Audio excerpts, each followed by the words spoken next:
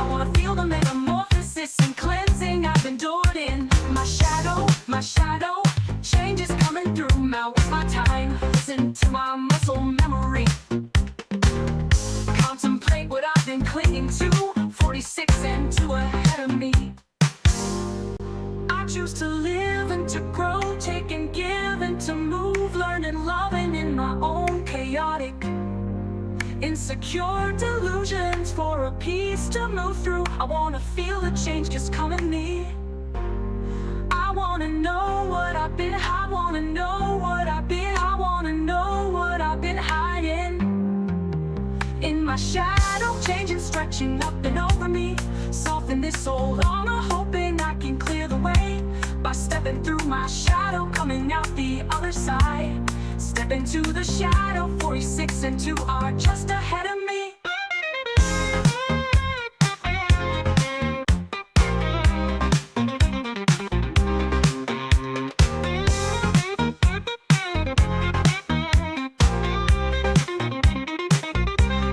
Going in my shadow, changing, stretching up and over me. Soften this old armor, hoping I can clear the way by. Stepping through my shadow, coming out the other side. Step into the shadow, 46 and 2 are just ahead of me.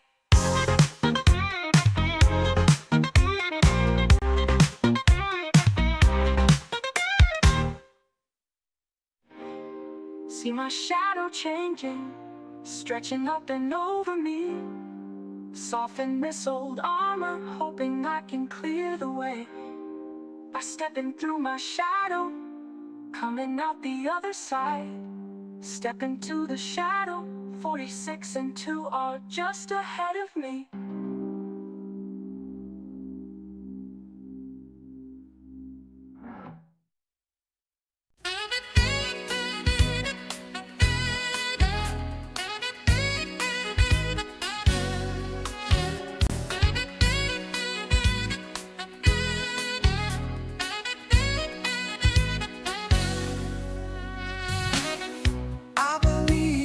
See the future, 'cause I repeat the same routine.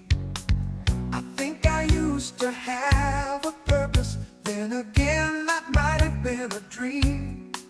I think I used to have a voice, now I never make a sound.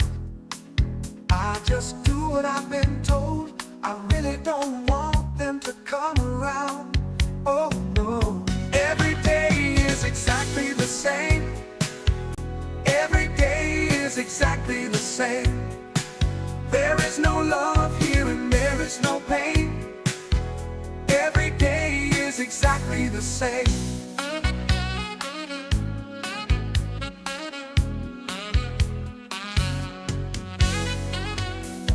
I can feel their eyes are watching, in case I lose myself again. Sometimes I think I'm happy here, sometimes yet I still pretend. I can't remember how this got started, oh, but I can tell you exactly how it will end. Every day is exactly the same. Every day is exactly the same. There is no love here and there is no pain. Every day is exactly the same.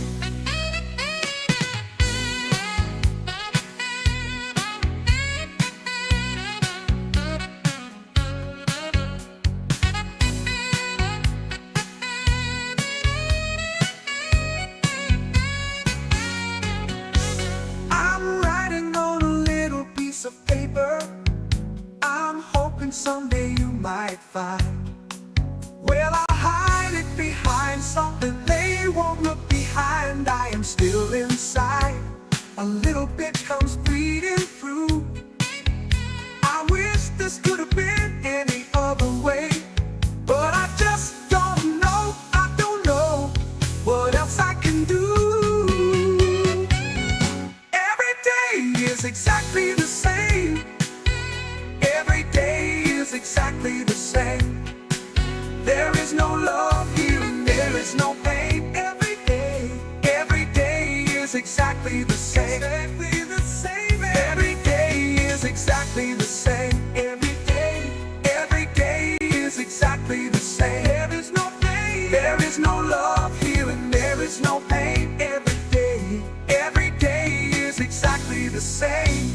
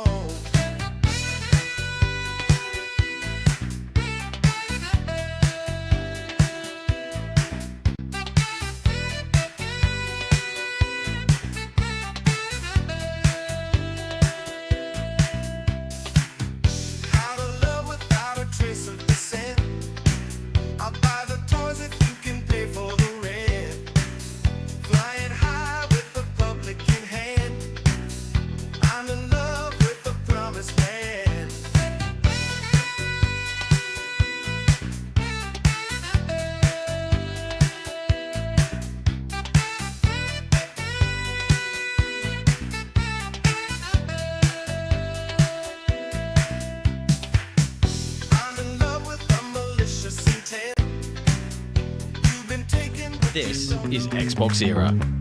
We're an independent, community-funded publication focused on providing the best coverage and discussion of your favourite platform, Xbox. With best-in-class forums, a kick-ass Discord server, and awesome merch, XboxEra.com is your destination for the best news, reviews, and features focused on what you care about. With shows like the XboxEra podcast, headlines, and a whole heap of Patreon-exclusive content, we're proud to be an independent publication completely funded by you.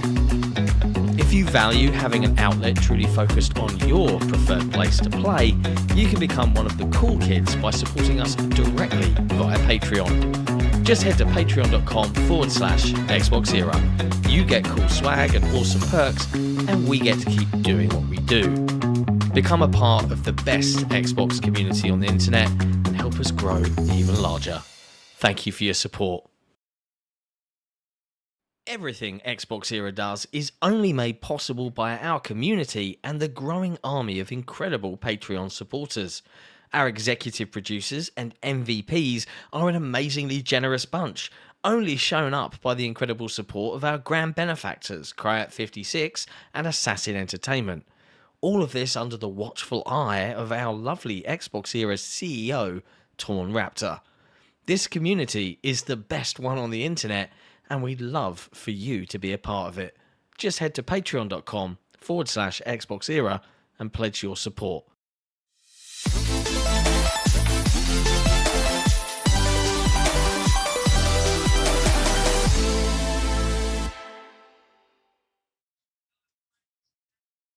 Back to another episode of the XboxEra podcast, episode 257, I think now.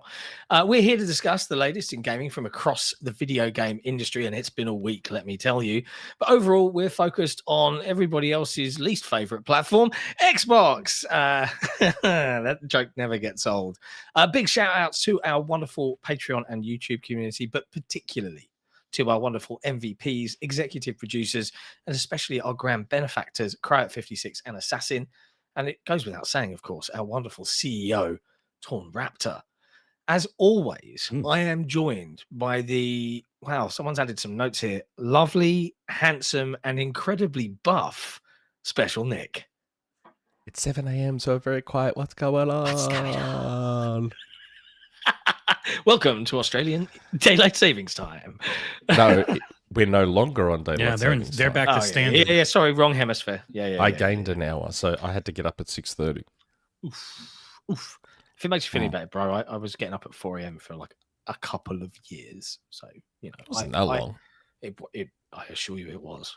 I was black-haired when we started this show. That was your choice. You wanted to, remember? I said to you, let's do a different time so you don't have to get up that early. I was married you to a psychopath. I did a lot of things out of necessity.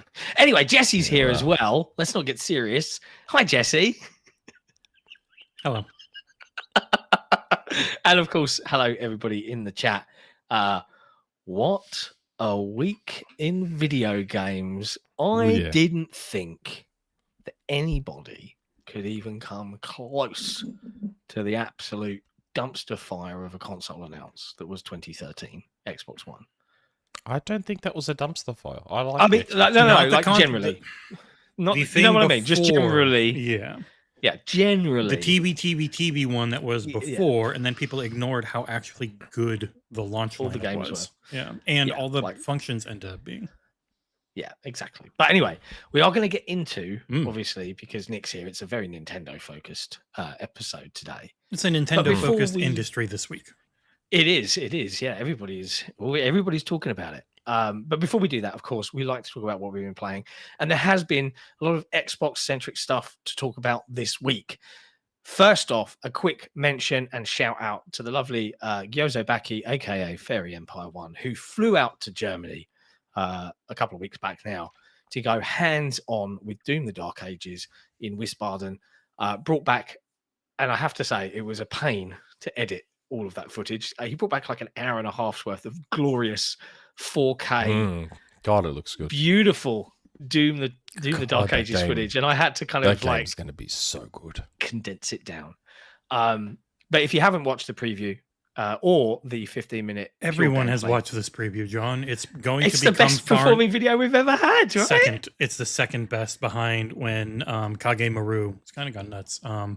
When he uploaded Halo's 4K trailer from 2021, I think. And that did like 200K, but Doom the Dark Ages previews or gameplay really close. It's getting there. It's getting there. And we've had a couple of podcasts that for some reason got fed to people for like 2 years straight, and one's nearly 300K. Wow. It's a shame more of those don't happen for some reason, considering we do this every week. But hey, you know. Can I make a bold statement? Yeah, please. Make a bold statement and say Doom's Metacritic will be 90. You reckon it's going to be the first Xbox published Doom 90 Metacritic? You can make it easy enough that most reviewers will be okay. I'm kidding. I'm teasing. I mean, I really like the look look of it. It'll be a 90. And it's worth mentioning that us three have not gone hands-on with Doom. No. They did offer to say, like, hey, it won't be a preview event, but you can come up to London. But we'd already kind of started to arrange Fairy to go out. I was like, no. Like, let Fairy have this. He loves Doom. He's the right person to go and look at this. But I am a bit like, in hindsight, I wish I'd gone. And I am going to, I'm taking the review, but I will try and get.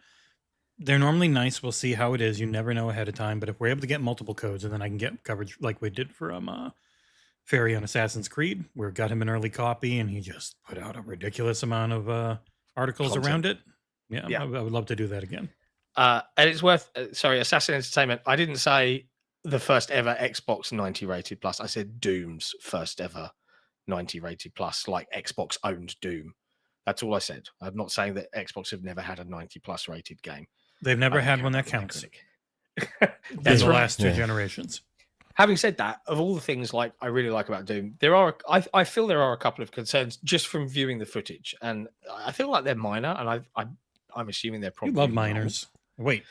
One is that there's a little bit of bullets, bullet hell, shoot 'em up type going on with the green, very obvious green. Like you can repel these thing. I feel like It's okay. a little bit tonally, just tonally, comparatively to the rest of the palette, that might need to just be kind of like toned down a smidge. I get why it's there because it's a video game and you're going to go bong and bounce it back, but it just looks a bit weirdly out of place to me. And the other one is the music mix. Now I don't know if it was for the purposes of the demo that they just turned the music way down. You get pinged for their music. Quiet. I mean, so there's I'm volume assuming sliders in video games, man. Well, but knowing the amount of things I've had to go back and mute, that I was assuming, knowing that all this is going up as footage and people are going to put up upwards of 15 minutes of it, if the music's going off, very good chance it gets DMCA'd and then people are mad. But yeah, Bethesda doesn't. Don't forget, it's also multi-plat. Yeah, that's true. It is multi-plat. So it has a much better chance of having a high score. Wasn't meant to be a joke, John. I was literally trying to say minor quibbles and then just forgot the second half. Yeah. Because I was referencing you in South of Midnight when we were talking earlier. Yeah. I do have some minor quibble. We'll get into South of Midnight in a bit. Hi, yeah, everyone like- in the chat. You say that as if we haven't said hello to the chat already. Or you I just don't hear think we him. did. we definitely did. Okay. It's like literally the first thing I said. Is it? And did you acknowledge like the patrons and the... Yes. Yep. It's very It's early early for you. Yeah. I know, it's super early for me. Like I was thinking to myself, I don't remember you saying anything about Torn Raptor. I don't remember you saying anything about Yeah, help me Assassin out here, and Crowd Jesse. 56. Yeah, it was. He read I his did all of script. these things. I did. Yeah. I did my job. He That's read what it- happens. he You want doesn't- me up at 6:30 in the morning. This is what you're going to get. He doesn't actually Get care used about Low the energy, patrons. confused Nick. We make him read the script. Tired, Nick. Oh dear. But yeah, I think it looks great. Yeah. And I do really want to go hands on with it. Hearing a lot of concern, like Fairy wasn't able to capture footage, and I never understand this. Is it like different treatment for different outlets? Like Fairy was told no footage of the Atlas or the Dragon, and yet a ton of other outlets just had loads of footage of the Atlas and the Dragon. I normally It's like, take it well, as the U.S. sets things, and somewhere along the line, something got lost in translation as he was doing it his event in Germany. yeah. But it's frustrating we couldn't include or record even footage for that. But, you know, we did our best. I think having 15 minutes of pure gameplay go up On a is controller, even though they helpful. were playing on PCs, he wanted to show people what it would be like on a console. Looks so good. It looks like a lot of fun, like in an arcadey, old school Doom way. And this is mostly the wide open level. The levels to get to this one were linear. Yeah. So, You know, Doom's never had a bad game. yeah, I think that's a fair comment. There's never been a bad Doom game. There's There's been one. controversial Dooms. Doom VR. Doom 3 was a bit controversial at the time, but it wasn't a bad game. Doom VR is a bad game. Oh, It's is not it as really? bad as Wolfenstein Cyberpilot, but it's not good. Yeah, it's VR. That doesn't count. Okay. Doesn't count as a game. Still says Doom. That doesn't count. Doom Mobile was No Yeah. one fun. cares about VR. The Skull Crusher looks so cool as well. Yeah. Like just It goes freezing. yellow sometimes too. I forgot to ask why that happens. I think it powers up, like if he's got like certain ammo types or something of those natures. Yeah, it's not long as well. It's next month. Doom is out on May 15th. We should they have haven't. coverage. Have they announced a premium early access usual gubbins that Microsoft does now yet for Doom? I know they've done the collector's know. edition. I don't know about anything else. I'm curious. And it's worth mentioning while we're on the topic of Doom: The Dark Ages, as spotted by an eagle-eyed Jesse yesterday. Senor, actually, yes. Senor Bean noticed what Oh, he thought okay. was a different tablet, but it was just Yeah. the old Steam Deck that had the silver. Then I noticed, Oh, what okay. the hell is that controller next to it? Yeah, it's so if folks weren't aware, it's up on XboxEra.com if you want to have a gander at the picture, but I'm sure Jesse will show it in a second. No, I won't. I refuse. The Today Show or something went Mhm. and interviewed Microsoft. It's their 50th anniversary this year. So they had Steve Ballmer and Bill Gates and Satya Nadella wow. on stage. They also had a couple of internal Microsoft employees protesting, Probably like former. interrupting the CEOs to call them out on their apparent links to Deep ties Israel to and the war Israeli machine Defense over there Force and- using their stuff. Yeah, cloud and all that. Yeesh. Really? I mean, bad stuff, right? Yep. Especially like, yeah, I feel for everybody in that situation. But outside of that, they also had the Xbox folks coming in to tour and show off these press people around the Xbox lab. And we saw Phil's office. Now, first That's of a all, Doom controller. it is a Doom controller. Mm-hmm. Yeah. Looks like they a design haven't lab announced shelling this. back. Yeah. Yeah, No, they haven't won't announce it. this. They'll leave it till closer to the game. Yeah, that's a little tease there. They'll give South of Midnight its time to breathe, and then probably come May, hey, Doom controller, I'll buy it straight away, and it'll join my nice. Forza Horizon 5 one. It'll join my Starfield one. It'll join my Titanfall one. Phil said this. There might, when the guy poked him, he's known to hide Easter eggs, and Phil said there might be something that we haven't announced yet. And then everyone's just looked at So this. that's the Doom Obviously- controller. Yeah. Obviously, Phil moved the Xbox Era celebrating 20 years of Xbox book just for this particular show, and it's now back It's on the down shelf here. Yeah, it's down books. below here with books. John said, "No, With that's too other thin." It's books. like, no, it's at a weird angle. I promise you, this little green strip on the book, which isn't showing right now, it was there. Okay. It's literally a Relax, thick man. black, and a thin green. What else looks like that? That you would Yeah. have? Okay. You Okay. fool. Okay. You fool. All right. Stupid. But yeah, there you go. Special edition. Not confirmed, but it looks like it. Oh, it's Doom controller. pretty. It's a Doom Yeah. controller. It's a Doom controller. That's a Doom controller. Mm-hmm. Yeah. It's literally the Nice. price I'll for get it. armor, chest, and abs. Yeah, I'll get it. It'll for sure. probably Design Labs, if I had to guess. That's what they But do you them know lately. what's good? People can't make more controllers than game jokes anymore, at least. Yeah. Can they? They No, they they're still can't. pumping them out. Truth doesn't matter. Eat shit, They still will. fuckers. Speaking of games, this week saw the release finally for Compulsion Games South of and Midnight. South of Midnight, and Xbox were kind enough eventually to supply all three of us. We love with you, a Xbox code. Australia. Yeah, Thanks, thank you. Xbox Australia. Thanks, Xbox. Thanks to the Aussies for helping us out with this one. So let's dig into it. Jesse, you did the review. Whoop. And we do. So Doom the Dark Ages has 3 days early access for $30 if you have Game Pass. I'm going to look it up and make sure and see what else that comes with, because it would have to be expansions, you would think. Oh, okay. But yeah, as That's far good. as South of Anyway. Midnight goes, I did a really stupid accent on it, but I It was had great fun. Yeah. We enjoyed it. We all enjoyed And it was a the Cajun accent. if you- Cajun yeah, accent. which is the way that they would say Cadian, who came from Canada down there. South of Like Midnight. Go. Gambit. So if it's a white guy, they're Cajun, and if they're not white, then they have to be Creole. Like, not white people can be Cajun, but the way it goes is pretty much the Creole was something different that was generally for people who weren't white. So that's why you got to make sure you say Cajun. Okay. Okay. Everyone enjoyed your accent except for one person in the chat. I'm presuming Oh. that's what they're referring. Because I said everybody enjoyed it, and he's put no, we didn't. I did it for 30 seconds. If I did it for the whole video, I would get it. it was fun. Okay. I mean, So, and I this is what enjoyed the comes bands. Doom. You get base game, 2 days of early access, campaign DLC, digital art book, and soundtrack, which is really good because it means I'll have that soundtrack for the review, and Nice. Divinity skin pack. So it is a DLC thing. That's why it's extra. That's good. Good. I like it. I like it when they include all the Better DLC. than That's Avowed's had the good. bad one. Avowed should have been $10 like South of Midnight's was, where South of Midnight is now available in early access, comes out in full on the 8th for $9. I think you can upgrade. Oh, Play so it it's not now. out yet fully. No. Okay. Yeah, it's out on Tuesday.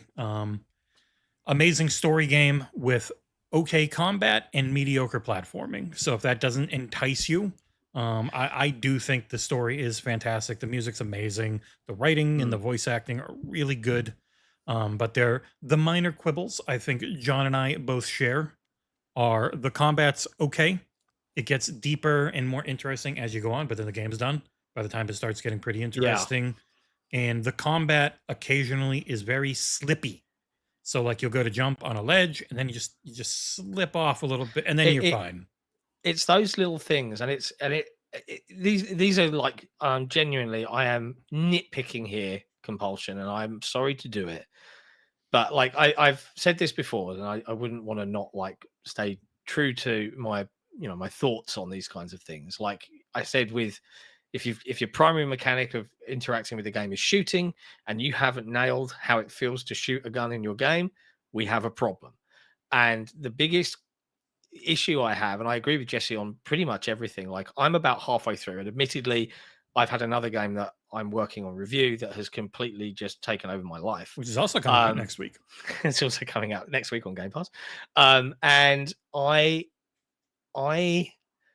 get really cross at this kind of thing, because like I was playing earlier this evening, and I made a jump, and my character hit the ledge. Like, I'm going to use my microphone here as an example. Hit the ledge and went animated all by herself. I wasn't doing anything at this point. I'm like, why is that happening? When that happens, Right? even if you hold forward, it doesn't do anything all the time. So it's just like a bunch of little minor things that I and it is little minor things like that. The other one, like her power to make platforms kind of solidify if they're ethereal and ghostly. Like platforming is a flow, right? Like, and I'm not a huge platformer guy, but it's a flow. There's a Zen-like jump, dash, all of that kind of stuff, right? And you hit LB to make that platform appear, except you can't do that if you're in midair. And I'm like, how did that get through like playtesting to not just make that feel good? Do you know, like, it's those kind of little niggles that just keep it from like bumping up for me into like good. It's great, I should say. It's good. It's fine. The story and the art and the music is the focus. And so far the story is super interesting. I am definitely invested. I want to see the end. I haven't finished the game yet, like full cards on the table, and I'm committed to do so because I find it so like interesting. The whole vibe of that game is great. But have you even unlocked Crouton? Have I unlocked Crouton? No, not yet. Okay, yeah. Neither of you have unlocked Crouton, have you? Has Nick? No. I think literally I'm at the same point Nick is. So. I just got to chapter 4. Yeah. I just got to chapter 4. Chapter 4 is about 8 minutes long. I'm enjoying... Well, chapter 3 is huge compared to the first two. Chapter 4 is incredibly short, and then 5's long. Yeah, and that's the other thing I found odd. Like, chapters 1 and 2 were super quick. I was like, oh, shit, that's over already. Because they're basically tutorial levels, effectively. Yeah. And then chapter 3 is, like, ginormous. And then I've just got to chapter 4. I'm enjoying it so far. To me, it's very much a PS3 360 generation type game. It feels like it's of that generation, and I don't say that in a derogatory way. Most of my favorite games came from that generation. Yeah, like you guys said, that the platforming can get a little bit funny. It hasn't like Slippy. killed me. Actually, I have died a couple of times because of it so far. The combat is it's super close to being something great. Like, it's just not tight enough. Like, because this game reminds me a bit of... They made it way more obvious you were being hit in the preview. They toned that down since the preview, and I liked it in the preview when it flashed really big that you were about to get hit. Yeah, like that perfect dodge felt really good in the preview, but here it was more like a muscle memory thing for me. I wasn't like seeing an on-screen indicator. I was just like, I know when the enemy's going to be doing it, and it's now. And I would be nailing it every time.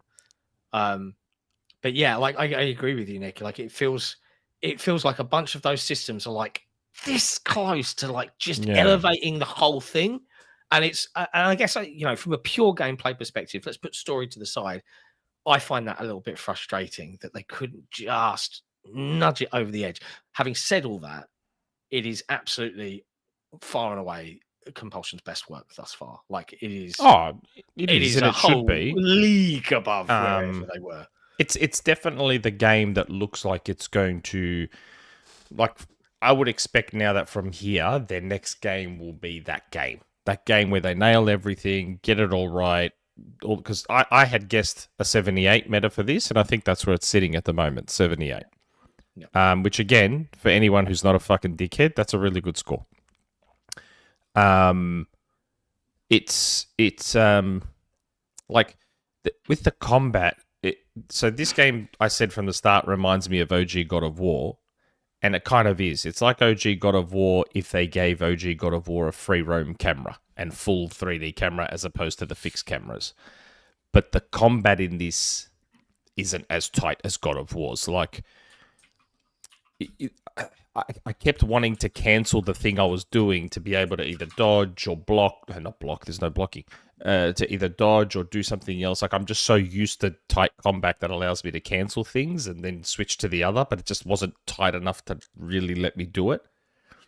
So I found myself getting hit at times when I believed I shouldn't have been getting hit. Yeah. Again, it was nothing super annoying or frustrating, but I guess purely from an Xbox fan perspective, what's frustrating is that this game is quite good. It's a very good, solid game, but it's just a few small adjustments away from being something very great. Yeah. Just a few small adjustments. Just a couple of graphics on level 3 and they'd be there. Yeah. I mean, actually, you can't knock the graphics. I think it's one of the most beautiful Unreal Engine 4 titles I've ever seen. And the HDR implementation, I don't know if you guys have been playing on an HDR screen, but I have been. It's crisp. Yeah. It's beautiful. I think a lot of the traversal works really well. Like the gliding works spot on, the wall running works spot on.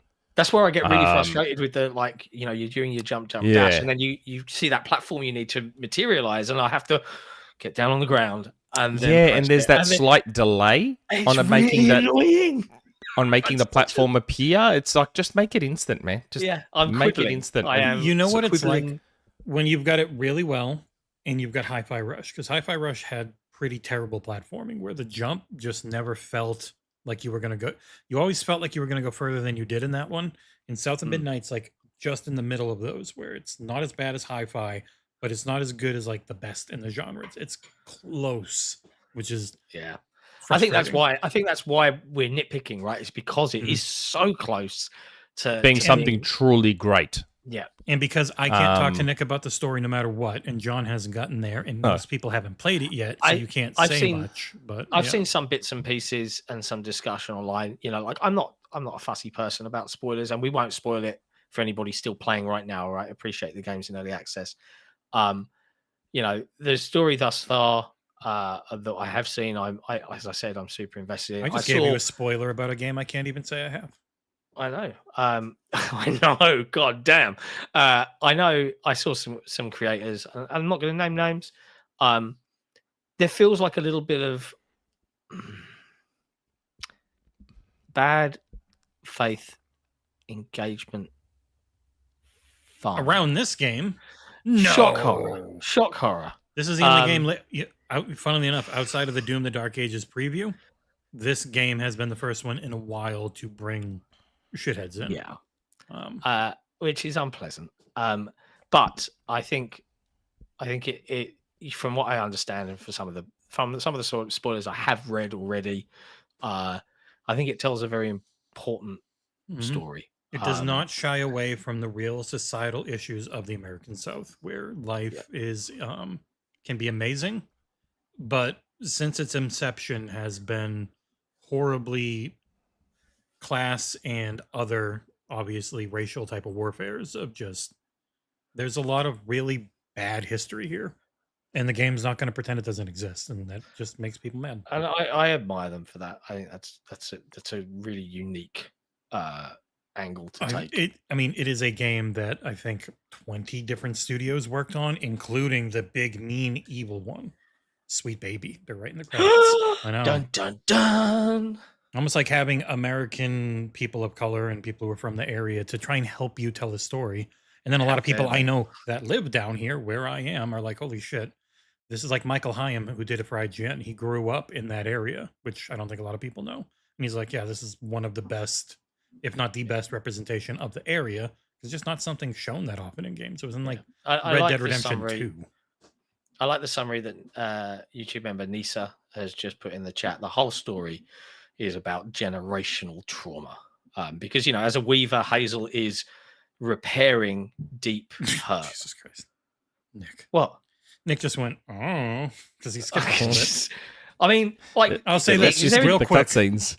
Really quick, when you open up the Xbox app right now, you get a picture from South of Midnight, and once you understand the context of that picture, it's unbelievably sad. Oh dear God. Yeah. Okay. I mean, I'm really looking for it. I will probably have it finished by.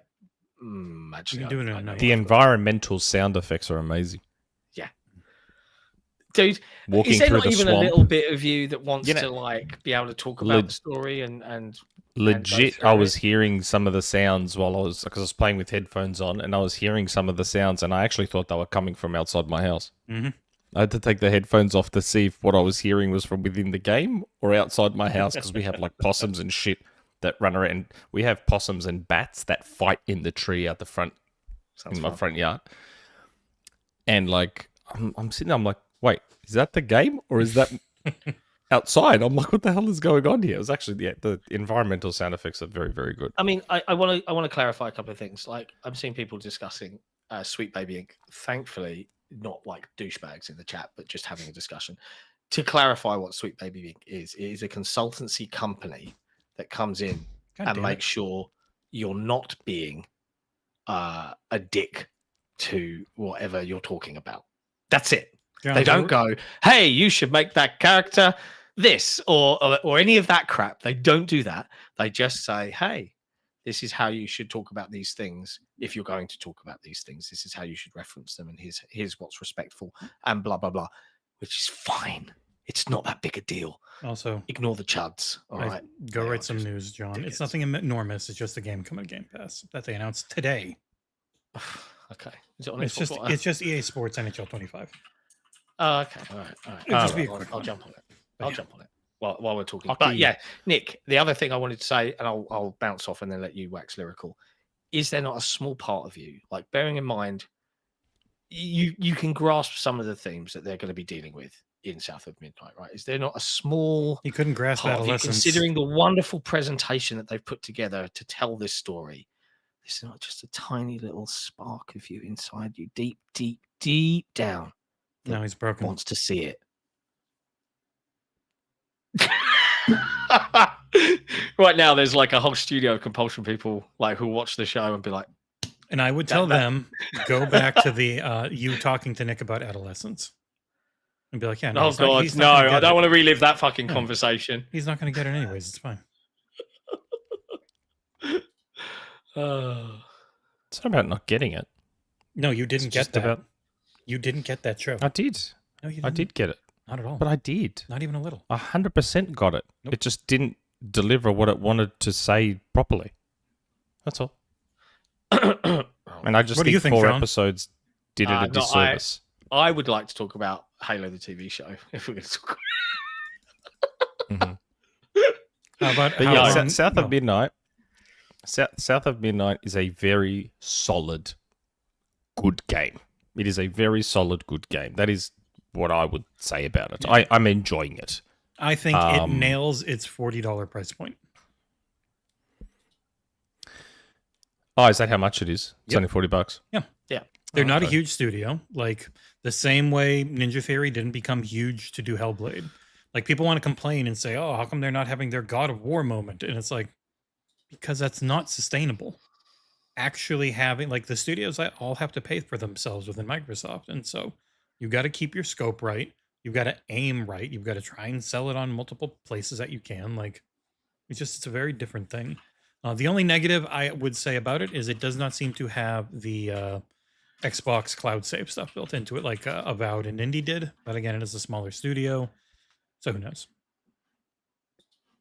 But this Okay. very much feels like Wasteland 3 and The Outer Worlds, where both of those, they got bought while making them. And they got way better than they were, but they still felt like those companies' games, just with a bigger budget. But from what we've seen of Clockwork Revolution, maybe I end up being wrong. And what we got in Pentiment and Avowed and Grounded and all these other things, like you see the ramp on the output quality once they were Mhm. purchased, which is the main thing you hope for. You hope that they stick around, which didn't happen for a few, unfortunately, and they get better, like and they have. So I like it. Yeah. Okay. Trying to Now- think if there's anything, and like I'm just trying to think if there's like anything else I can think of to say. I don't think I've played it enough. Yeah, I mean, I could go on, but it's mostly spoilery stuff too. For Assassin asking in the chat, yeah, I absolutely could. You also have to realize, like, with Avowed to a point, and with South of Midnight, they're also new IP. New IP is a lot harder to do than a sequel. So now that they've got this base set up, like the sequel of South of Midnight is probably the type of thing that could be like, this gets a bunch of 9s and 10s, because South of Midnight, I don't know if I got a single 10. And that's, people always look at score aggregates as the be all end all, but so many of the most popular games out there just have like 50 to 60 10s. They're the biggest Metacritic ones. They're just fully carried by having so many 10s, and most games don't get that. I just hope that Compulsion, unlike, say, Sony Santa Monica, I hope that Compulsion takes, like, actually learns the lessons and makes those adjustments for the next game, so it is something truly great. Because did you ever as a play, Microsoft studio, the Contrast and We Happy Few? I did try Contrast. There were like 5 people then. Yeah, I did try Contrast, and it has it is very much a 5-person made Xbox Live Arcade game. And even We Happy Few started that way. Like, I think you can really see, if you ever do We Happy Few and you go into each DLC, you go from Contrast is here, then We Happy Few there. First DLC, good. Second DLC, pretty good. Third DLC, amazing. And then South of Midnight, just like it's a rocket ship straight up of their improvements. So I have faith, but it's always up to them. Yeah, so hopefully they... Because, again, they're in Microsoft Studio, so they can't get away with what, say, a Santa Monica can, where they just leave everything wrong with the last game, carry it over into the next game, make it worse. Charge more. They need to fix the things that... So, again, put a bit more focus. If the next game is also going to be an action platformer, then tighten up your platforming, get your combat a bit tighter and a bit freer. All those just little things to make it something really, really great. I did see a lot of criticism, and some of it is fair. That one of the other things that people didn't like about the combat was that they were always gated off arenas to deal with. So that didn't bother me. But I was sitting there thinking about it. Don't loads of games like very obviously telegraph, here's a combat arena, you're going to do some combat now, rather than having bad guys just swarm in every now and then? Like I said, it is a very PS360 generation game. Yeah, it's like that is what it war. is. It's linear. Into a room and you're fighting. And you see the hip high ledges, and you're knowing you're going to go and crouch behind them. Yeah, it's pretty... From a level design perspective, the whole time I was playing it, it reminded me very much of Uncharted 1. From a level design perspective. Anyone who's played Uncharted 1, and I actually adored Uncharted 1 for that reason. Like, I don't like games that force me too far off the beaten track to find a collectible. Where this game, I like the way they weren't super hidden. Like so far, I have found every collectible except one, and I've barely had to look around for them. It is a video game where if there's the obvious path, you press in the right stick and it tells you go left, and you can go right. Then come back and go left. Because there'll be a collectible there. When you're fighting a boss, it's a rule of 3, like all that type of shit. Like they went with video game tropes that work. Yeah. And that's why I said it's very solid. Action games gate you off in a room. Or you can like run backwards, but there's no reason to. I just think maybe, again, and this is, so because so many companies have been throwing open world shit at us, semi-open over the shoulder shit at us, all that sort of stuff, a lot of reviewers and media, I guess, were expecting that. It's like, oh, this is a game that's narrative driven and cutscenes. Well, I'm expecting it to be like all the other ones that are narrative driven with cutscenes, and then it's not. It's a bit more of a previous generation, and I guess maybe that's taken them aback. I don't know. I appreciate that it's a bit more linear and a bit tighter and all that sort of stuff. Like I said, it's a very video game. If you miss, like, and the funny thing is, look at the Metacritic score on Kena, and then look at it on, like, everyone's comparing it to Kenna Bridge of Spirits, which I personally don't. I sort of, I guess, thematically maybe in terms of visual whatever. I bounced off of Kenna. I played. I think played it for you're about also 3 hours. curing or healing the environment there, and people saw Yeah. the flowers grow. Yeah. Kenna is, if Kenna is very much a PS2 gen game, which is what people were saying about Kenna, South of Midnight is very much a PS3 360 gen game. And for those of you that are still yearning for that type of game, then get into South of Midnight, because that's what it is. And I say that in the best possible way. Remember, back in the PS360 generation, 7 and 7.5 out of 10s were considered really good games back then. So keep that in mind. I'm enjoying it. It's not, look, if I was reviewing it right now, I would probably go at around a 7.5. But you would have to based put on at the what I have top, played so far. haven't watched any of the story, and people would go, oh, and they'd click right off. Yeah, I have not watched any of the story. Yeah. And I had to turn off I thought I would love playing with the stop motion on. It's not enough. I had to turn it off. It's a middle ground where it does just look choppy when you move the camera. If you're not moving the camera, looks good.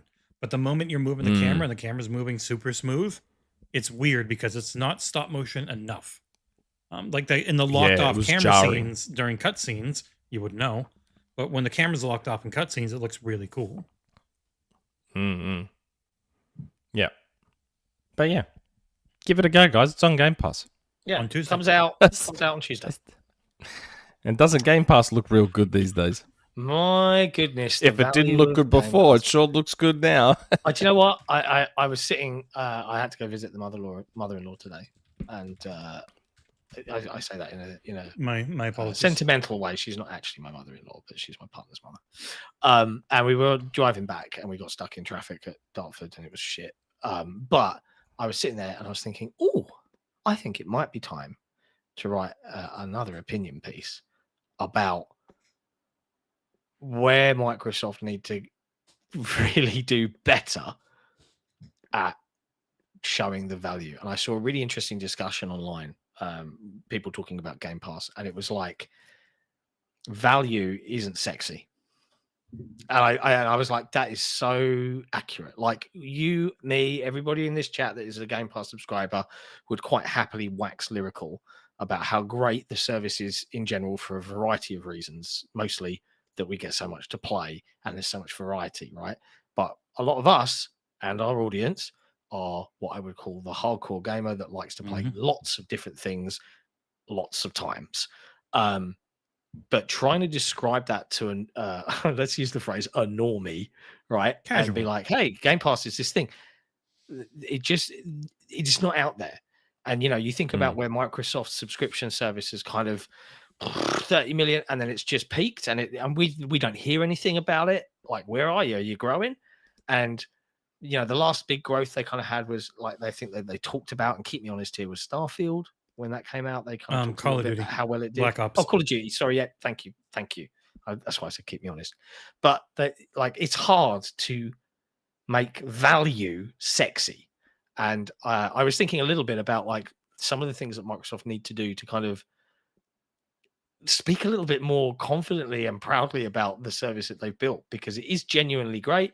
I don't think there's any gamer that's subscribed to it that's like, this sucks. It's awesome. And I just, you know, saying play it day one. Go back to 90s. Go back to 90s video game marketing. Just straight up have a TV ad and Phil Spencer's in the ad and he goes, "We won't rip you off like the other two." $80 from us will get you all of our basic. games for 4 months. But one thing I think they are doing, and it's good because both games have sequels, is Grand Theft Auto 5 is coming, including the first time to PC Game Pass with the Enhanced Edition. But also, out of nowhere this week was one of the other things I was playing, which was Borderlands 3 Ultimate Edition, which is, I think, the second time like an Ultimate Edition has come in outside of Gears, which is cool. It's got... The Ultimate Edition has an insane amount of content in that game. You could play it with your friends for an incredibly long time. All fresh, different stuff. I hate the writing in Borderlands, and I fully go Nick mode on it when I'm playing it on my own. I don't need to watch any of the cutscenes. I saw them once. I'm good. but the actual gameplay is really good. And seeing this on Game Pass on both, again, PC and console, and I think it's on cloud. Though it is not Play Anywhere, I would never expect that from them because they, best I know, the way Play Anywhere goes is you can either opt in, opt out, or not decide when you launch your game. And the ones that become Play Anywhere later chose to not decide. But 2K definitely opts out of both Play Anywhere and Smart Delivery. So they can't add them later because you're essentially not buying that PC license. So they can't just hand it to you. That's why I've always understood it. But Borderlands 3 is great. GTA 5 on PC is probably a better way to play it. Though I have no idea how the Xbox Series version controls. It might control a lot better because it is running at 60 FPS if you choose that. Those are the types of games that I do think hit the mainstream a little bit, because every time GTA 5 hits Game Pass, it like instantly becomes their top streamed game. So also them putting that back on really does make me think GTA 6 is coming out this year, because it is 100% trying to pull people in and say, hey, GTA, remember? And then they'll announce GTA at some point over the summer. Sticking to 2026. Sticking to it. They are a different company.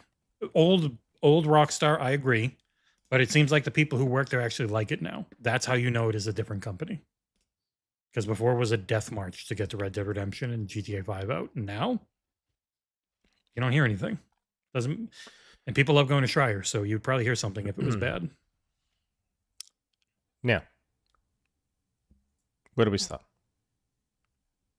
So I was ASUS. writing news whilst we were talking about. Oh. Yeah, let's get digging into all of the gubbins of this week, and I suppose Lots of handheld talk this week. there's lots of handheld talk this week, and I think we've got to start off with the banner topic, right, Nick? Like this has been your week. Oh, we don't want to Looking get the ASUS thing out of the way because it's just Now we'll talk about We'll that. do an at the Xbox end. block It later. will kind of just it'll meld into this whole broad topic. So you've been waiting a long time for this, Nick. So I want you to revel in it.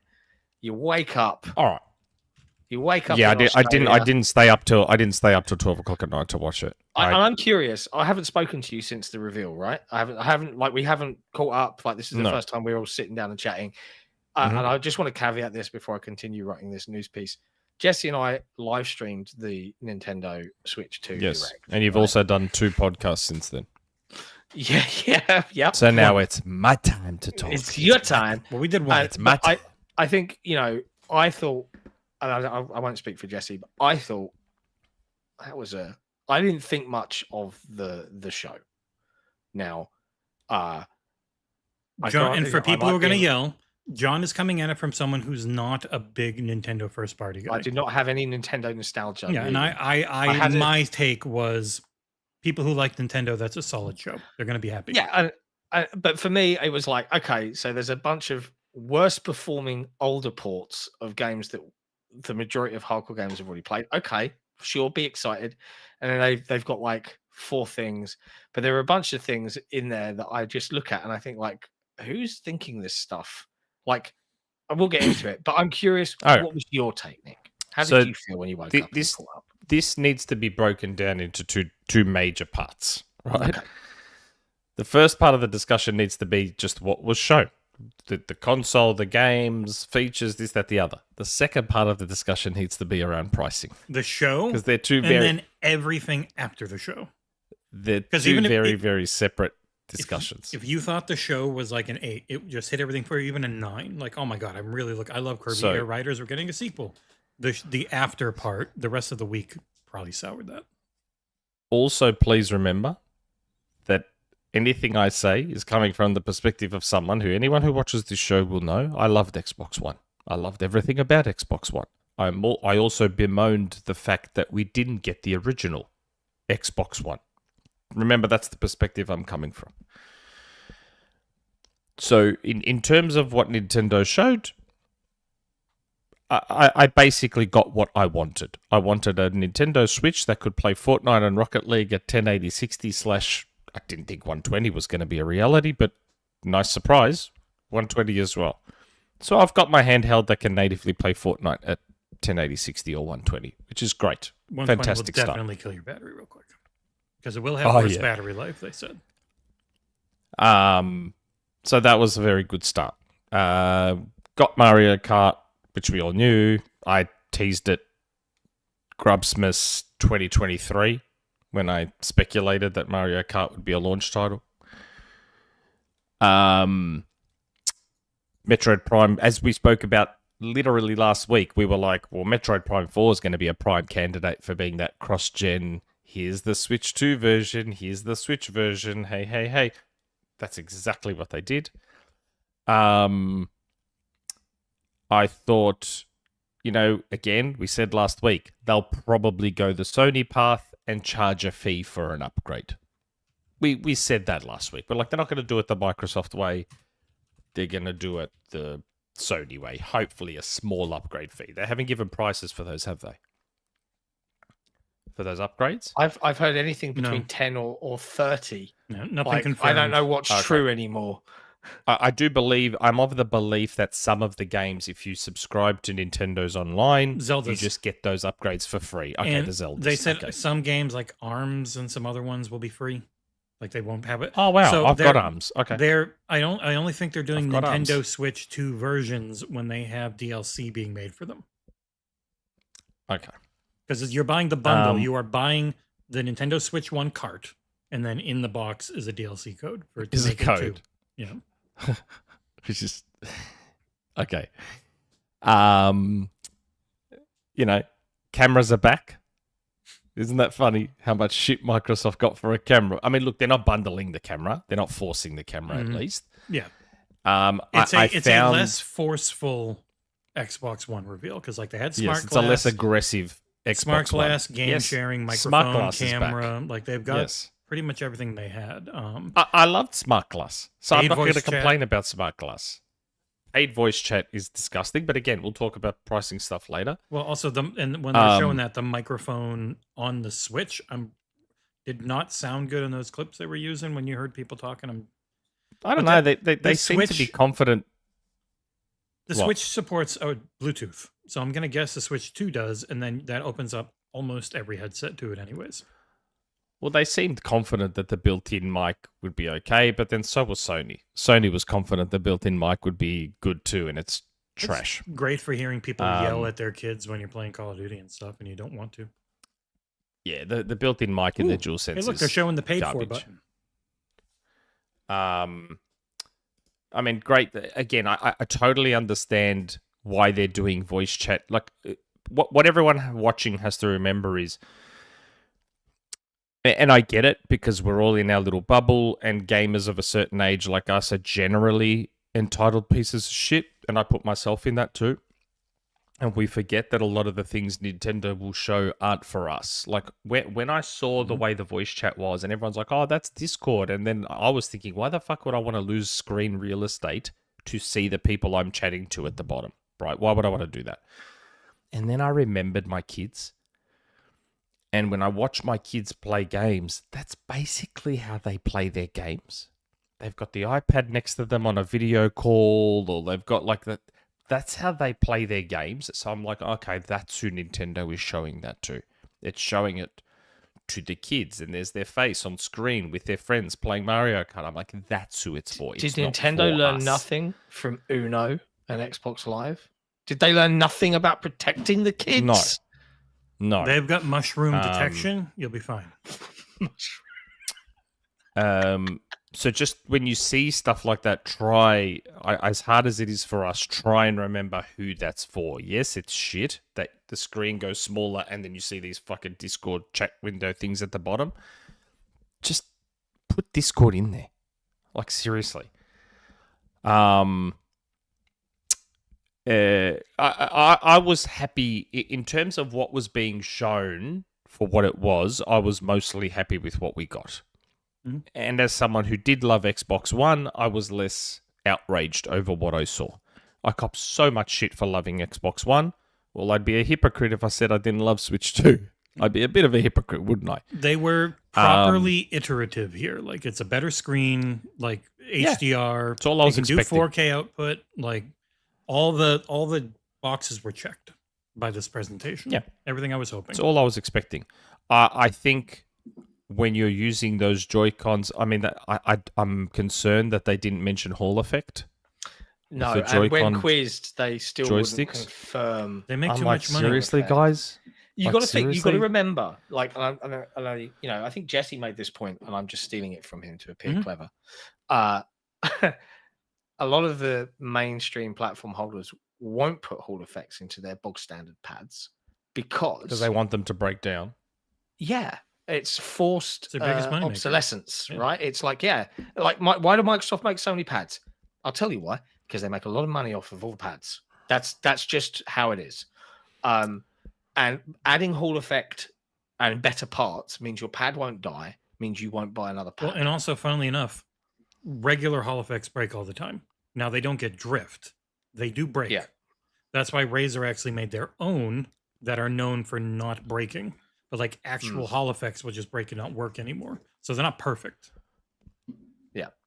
But that might be a bit why. And I think it's a bit rough when it comes to Nintendo because you break a Joy-Con, your console doesn't work. Do you know what I mean? Like it's because of the form factor, it's a little bit more integral than just picking up another pad. Like, and when they cost $90 for a set of Joy-Cons, it's like That. Oh, I'm Oof. seeing the footage of the camera now. That reminds me. Don't buy Nintendo's camera. So buy Hori's camera. So the Hori camera it's made to look like a piranha plant, and then you Yes, open I've up the seen it. piranha plant's mouth, and the camera comes out. But the other not only does it look better than Nintendo, so it's not as gaudy to have this random camera looking at people in front of the TV. You just see a cool little piranha plant, and your friends will be like, "Oh, that's a neat little toy." Not just that, Hori's camera disconnects and can just plug into the top in portable mode, so it acts as a portable camera as well. So there's double the reason to go for the Hori camera. And did you see it Nintendo's. when you don't want it to be able to see you? You close the mouth. Close the mouth. Yeah. Close Cute. the mouth. So get But Hori's very cute. camera. Or Don't even use waste your time any- with Nintendo's. Use any USB camera you have; they'll work. you can do that. too. Hopefully, I do like that. There's 2 USB-Cs now. They So you said can. they'll have an app that lets you test your camera to make sure it works, but most should work. Yep. I firmly, after seeing, I'm going to be jumping around, so I It's apologize. okay. It's So okay. The We're floor here. is yours, Nick. I was ecstatic with GameCube on NSO. Oh my god. I'm now just waiting for Dreamcast to come because I'm very confident Dreamcast will come. But I'm wrapped with GameCube. I'll buy one of those GameCube controllers. Having said that, the GameCube controller adapter that you can get for Switch works on Switch too, so I could just That's- theoretically And use my you can Wavebirds only, you can only get that GameCube controller like from them directly Through at NSO. launch. Yeah. through NSO, just Yeah. like the Mega Drive pad, the SNES pad, the 64 pad. That's the same. That hasn't changed. And so, as they're Um, saying here, for people wondering, you need NSO to use Game Chat, and then Game Chat is only free for the first Yeah. 10 months. I think it's the It- first year or something. 10 So, months. and we talked about this a little bit before we go live, so I have to interject with it because I think it's Nintendo have made insane. a hardware button, a physical button on their pad, paywalled. The C button is useless. I'm asking. The C button is completely pointless unless you pay money. Is that correct? Yes. That is some It's- grade A it's disgusting. bullshit.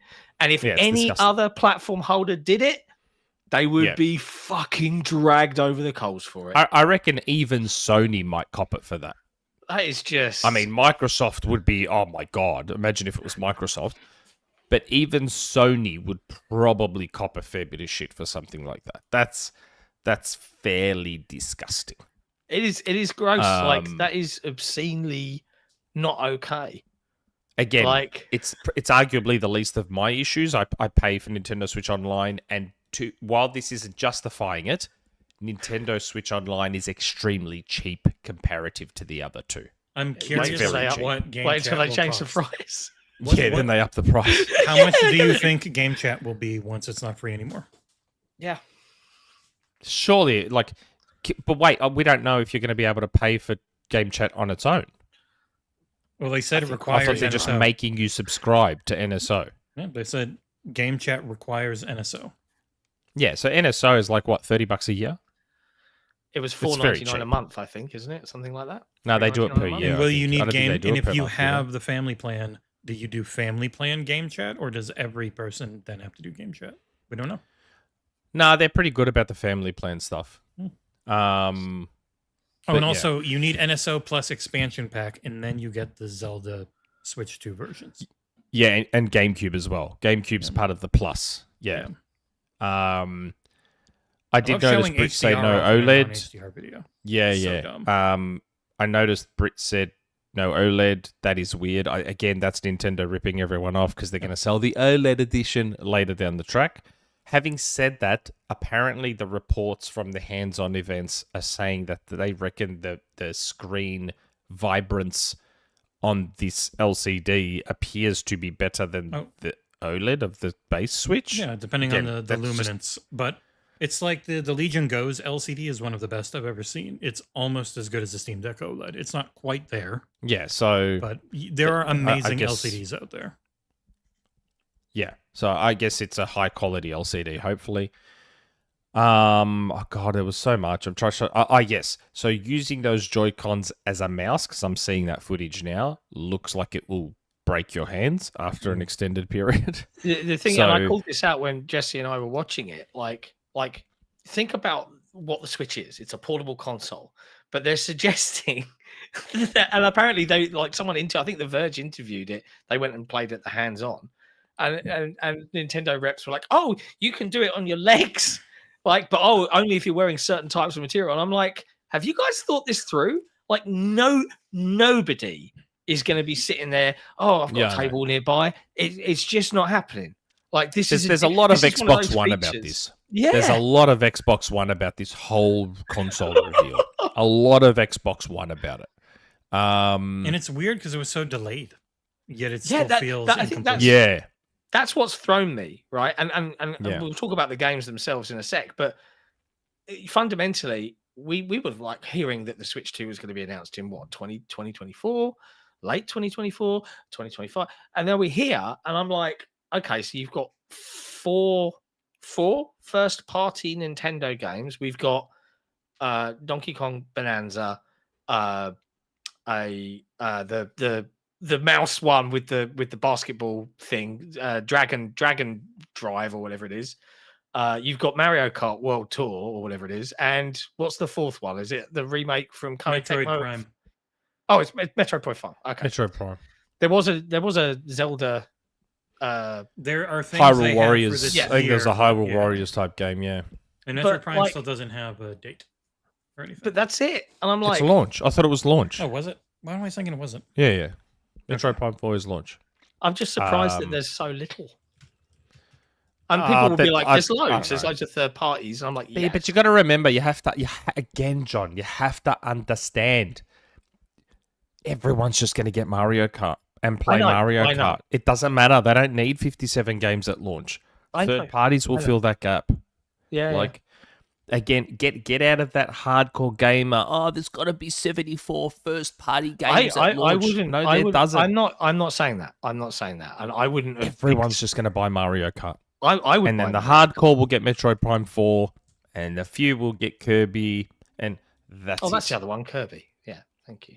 That's it. It's all about Mario Kart. And I remember everyone was telling me when I leaked the Mario Kart bundle, and when I said it'll, everyone was like, why would they bundle Mario Kart when they're going to sell so many copies? Here they are bundling Mario Kart. Like, sometimes Are you sure people need Metroid to Prime just 4 is launch? take a fucking breath before you just rip into people? Like, that... Nintendo, remember, bundles are included in sales. Wrong, Nick. It's not launch. Oh, it's not it launch? Has no date. It's this Oh, year. I just thought, That's it. Oh, No, I just it's- thought it was launch. That's why when people are looking at the prices, it's Donkey Kong at 70, Mario at 80, and then the Switch 2 versions. Those are the only two Oh, first right. party launch new games. Oh, okay, weird. I just assumed it was Oh, and launch. the $5 welcome tour, which is on right Oh now. my god, the welcome tour.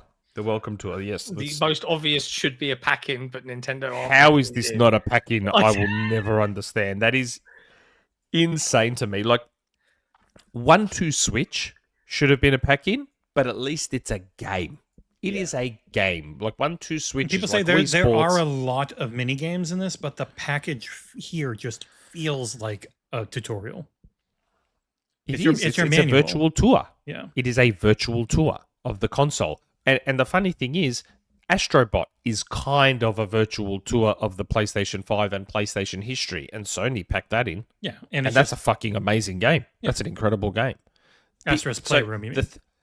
That's something that I wanted to open with, and I didn't. And that's because I'm tired. Had I been more awake, I would have opened We're with this. going through this video being The a theme- mixture of happy and flabbergasted together. Let's be real. And this is coming from me. This is coming from me. Oh, The her theme of this wrist. console, is greed. This is Nintendo going, man, we got away with a lot of shit with the Nintendo Switch. Let's see what we can get away with Switch 2. Like, Well, you know what a large these part of it cons- is, Nick, is this is what a company that doesn't do games as a service has to do. Yeah. They want to make more than last time. They know they're probably not going to sell more than last time. So they need to get more out of everyone that is going to buy it. I know, but there's a lot of And they're super greedy egregious about stuff. it. Oh, I know. Yeah. There's a lot of egregious stuff here. This is them really. This is a little bit of 90s Nintendo just creeping Like back this? into the limelight. Fucking thing. Um, The download cartridge that Bravely defaults 11 gigs, but instead of actually giving you a game card, they give you the code. yeah, but again, I feel like people are over. I mean, the non-compatible micro SD cards is a bit shit.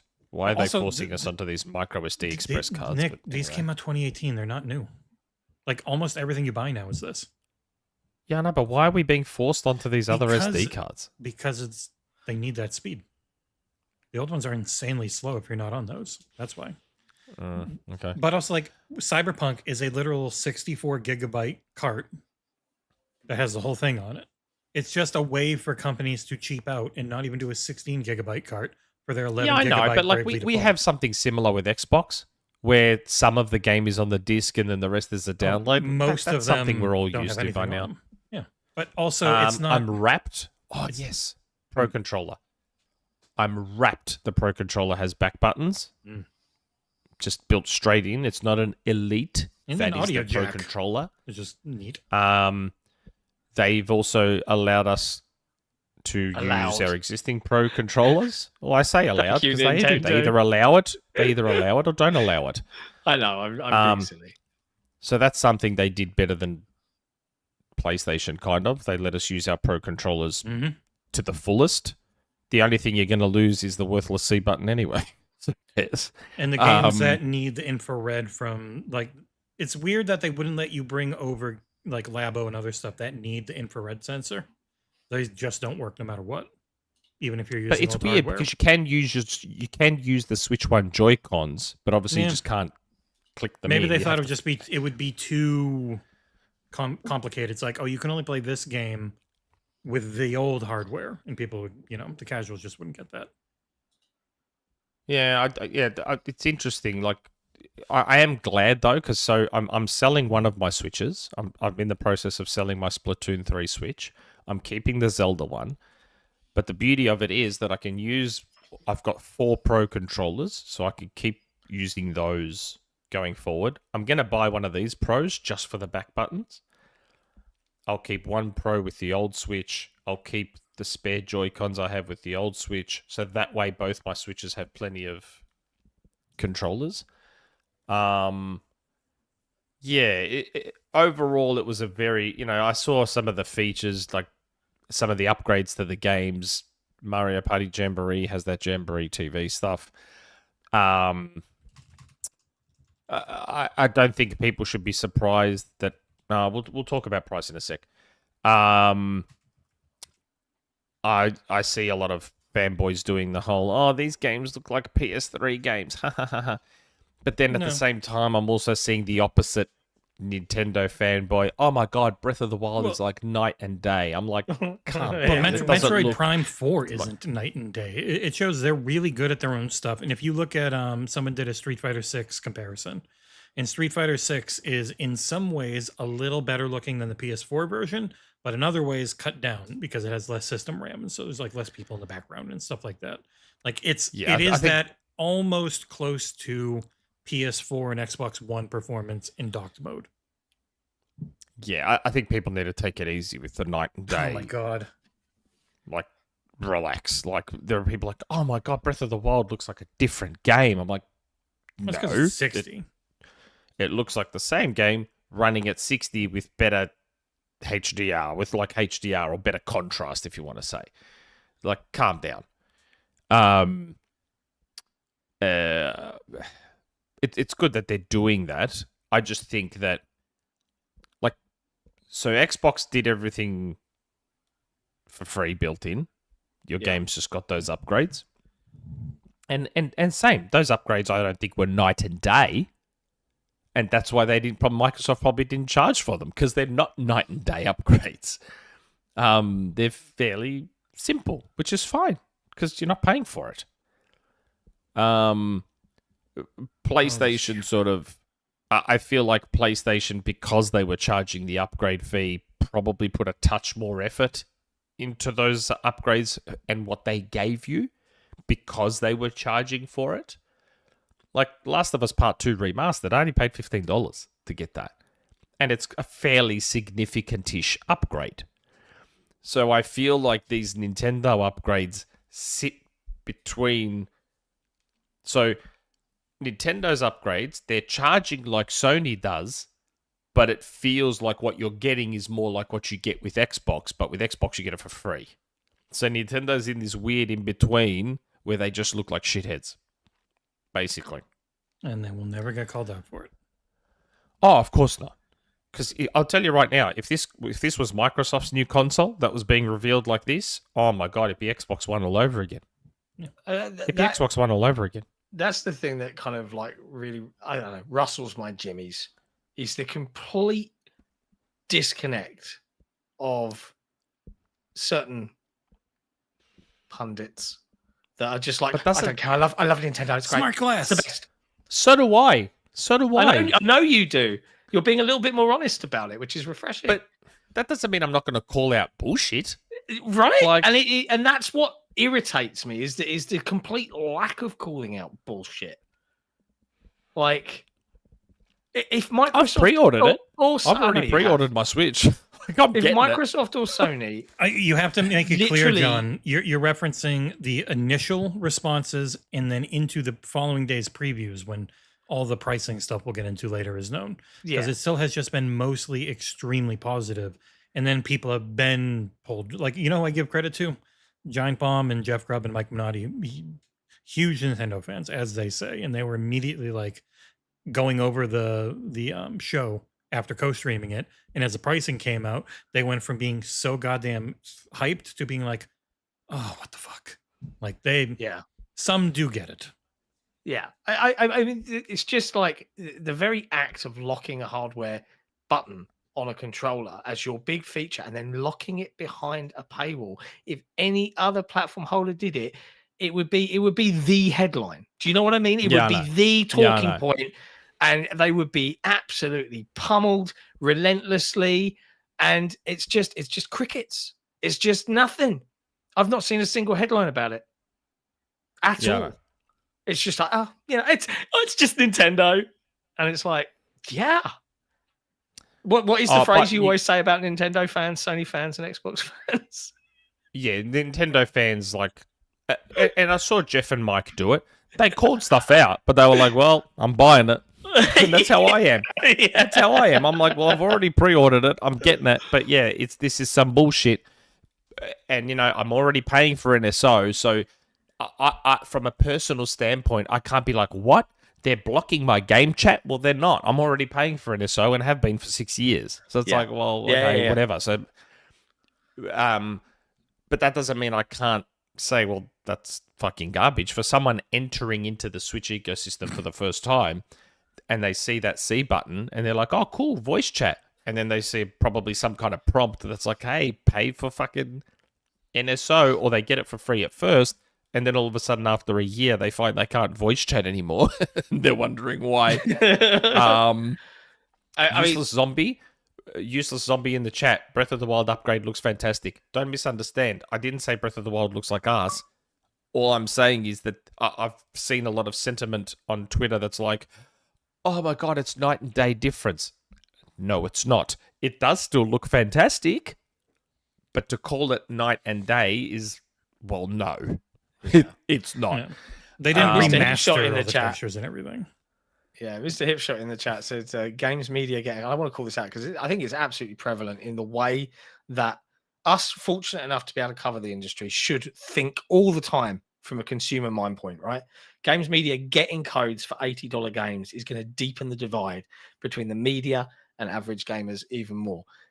Yeah, like the games media is an interesting world because unlike journalists don't always love everything that they're covering. Do you know what I mean?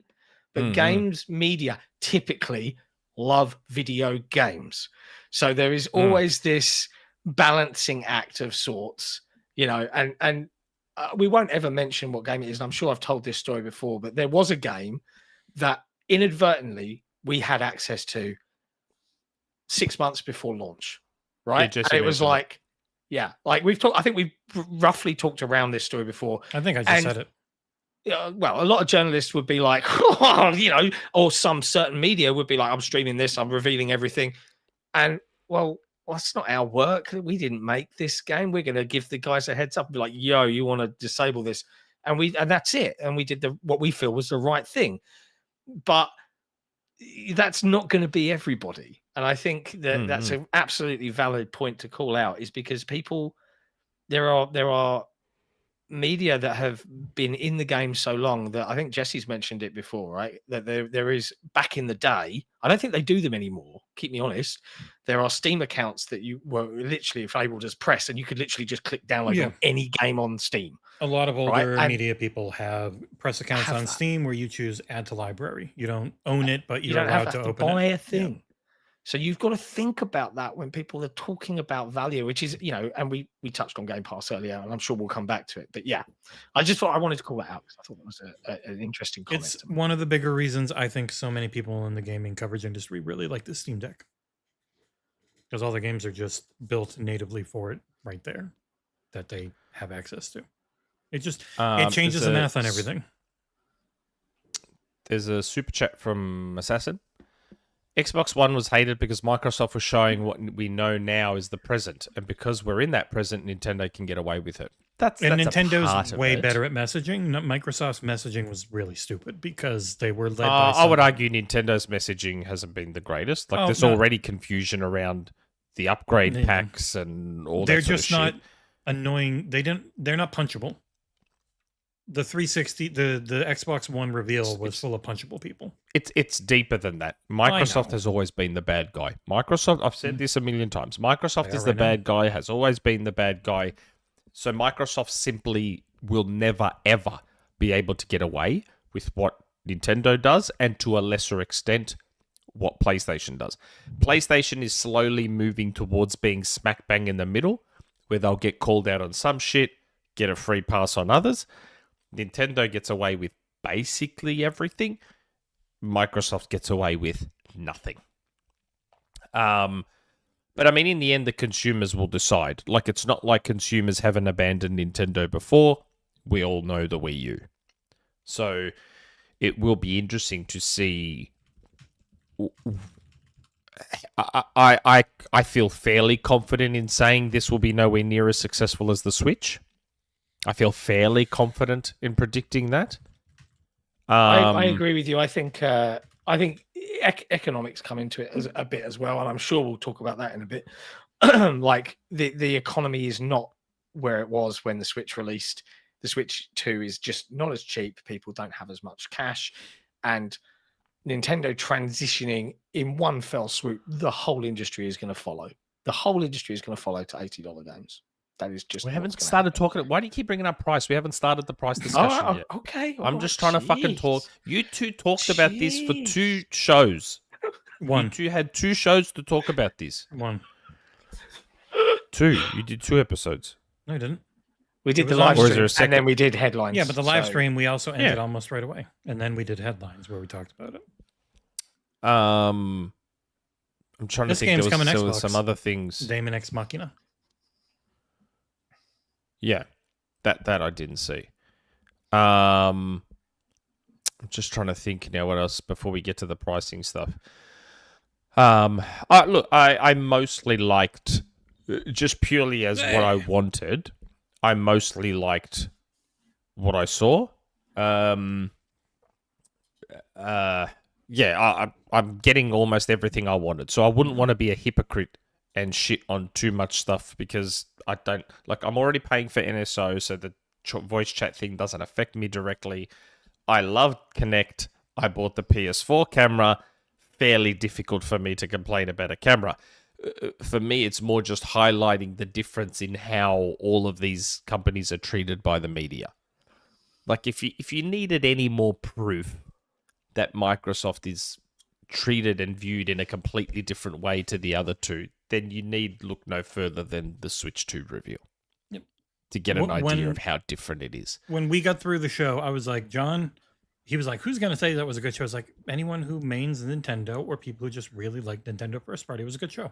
But It would have what the they show wanted. itself, there was nothing particularly wrong with it. No, it was There fine. wasn't anything particularly wrong with the For show. John, as someone, it would be like, why would I Yeah. get this over the ROG Ally I already have? Because why would I want to play worse looking versions of third party games? I Like, think it's that not I gonna think gear that's out the the Because you're position. getting a console. You're Yeah, getting a bear with me. console. You're not getting Bear a with me. Windows 11 handheld device. You're getting a I think console. the position I take is, like, I'm not huge, as I said at the beginning of the show, not huge on Nintendo nostalgia, right? Don't get me wrong. If they'd shown off a new Smash, I probably would have been a little bit more excited. It's probably my favorite game. Well, I from mean, that'll Nintendo. come. You know I'm that's sure, going to come. right? Not for a while, though, because he's But doing Air even- Riders. Even Mario Kart World looks absolutely brilliant and loads of Looks fun. And primarily, why do we all play video games? To have fun. And having fun with friends and playing Mario Kart, I would certainly love to do that. And like if the economics were slightly better in life for me right now, I'd be first in line to try and pre-order one. But I have to kind of be a little bit more pragmatic at the moment, and we'll get into why later on. But to your point, Nick, I think for me, when I look at the device and I see all of these third-party games and people being like, "Oh yeah, this game that's 2 years old is coming to the Switch too," Yes, but worse than any other platform that it's currently Yeah, on. but I'm hold like, on. why are we you getting have to excited? remember that this console is probably going to be the best third-party support Nintendo's ever had since the Super Nintendo. This is probably going to be the best third-party supported Nintendo console since the Super Nintendo. Yeah, which is I'm why I going kept having to to tell punch him you a bit. it's going to I'm be gonna say- exciting for first Nintendo only people. Yeah, if you're a Nintendo only person, I will agree with you. But I will also Okay. say it's the best third party supported Nintendo console right now. Like, again, this What? is just me. We talked about this a little bit, and I'll try and be clear here in my point. I feel that there aren't a huge number of people that only play on Switch, and I feel Okay. I might be wrong. I feel like the Switch, the current Switch at least, is a supplementary platform to many hardcore gamers. And they buy it. Why do It they would buy be. it? They buy it for the Nintendo games. So Okay, but all what I'm point are you making, though? the point I'm making is, if as a player I have a choice between Cyberpunk at 30 FPS at whatever res that was, Yeah. or not, like, is portability that But that's important not to me the for only a game? choice. Well, that's right. I'm just There's a giving you an portability factor example. to it. But there's a But- portability factor to it. The other element is that I play a lot of games portably now, thanks to the ROG Ally. A lot of these big RPGs and things like that, they become far less comfortable playing on a smaller screen. So all I'm suggesting to you is that I still feel the Switch as a console still lives in that kind of like supplementary role rather than as a main line for everybody. Nah, And third-party I think- support right now is great, but I don't know how long that's going to last. It'll in terms fall of behind. sales. It will fall No, behind no. performance in AAA games. I might be wrong. This is Just just as- a, I a disagree. stupid I out of my disagree. arse opinion. You're viewing it through too narrow a lens, though. I This might is be. the Switch. This is the Switch console that will be people's main platform, and it won't be supplementary because it can now run third-party games in a For far now. more decent fashion Yeah, I think it will than still any fall other behind pretty Nintendo quickly. platform ever could. It probably will. It probably will. But in the end, this console's going to get everything, COD included, because that's court mandated. Like Microsoft legally has to put COD on it. So this is getting this console will get everything. This will be the most third-party supported Nintendo console since the Super Nintendo by a mile. And all I'm saying that's a to you big is, deal. all I'm saying to you is I don't have a lot of confidence, just personal opinion, that the third-party audience is going to show up in a meaningful way beyond the smaller indie games that saw a lot of success on the Nintendo Switch. No, I don't I think- disagree. Hey, let's find. Let's see what happens. We'll come back to it in a couple of years' time. I disagree. I think, but there's no way to quantify it. There's no way to. I mean, never I'm gonna sure get the answer Zenless to will it. tell us in the US. Again, I don't think this thing is going to sell as well as the Switch. No chance. Absolutely no chance. And the main reason for that is probably the next topic of discussion, which is around pricing of all this stuff. But from a performance perspective, I expect NVIDIA will work very hard with Nintendo to keep updating, if possible, DLSS and keep focusing on how DLSS performs with this console to ensure that third-party ports remain competitive in terms of performance and look and all that sort of stuff. It will be nice that the Series S won't be the machine holding back. Like that narrative. But doesn't this now, right? isn't this thing technically a bit more powerful than a No, Series it's S? It's got a significantly- draw. It's a significantly 17 watt less. handheld. Yeah. It's significantly less powerful than a Series S. Are you sure about that? Yes. Yes. 100%. It might have DLSS, but I mean, I think the Series S has some form. It has AMD's version, FSR. There's right? Yeah, no but like AI. okay, so I look at It is and I'm nowhere just going to close use a Rock. Series S. I'm just going to use Fortnite as a baseline here.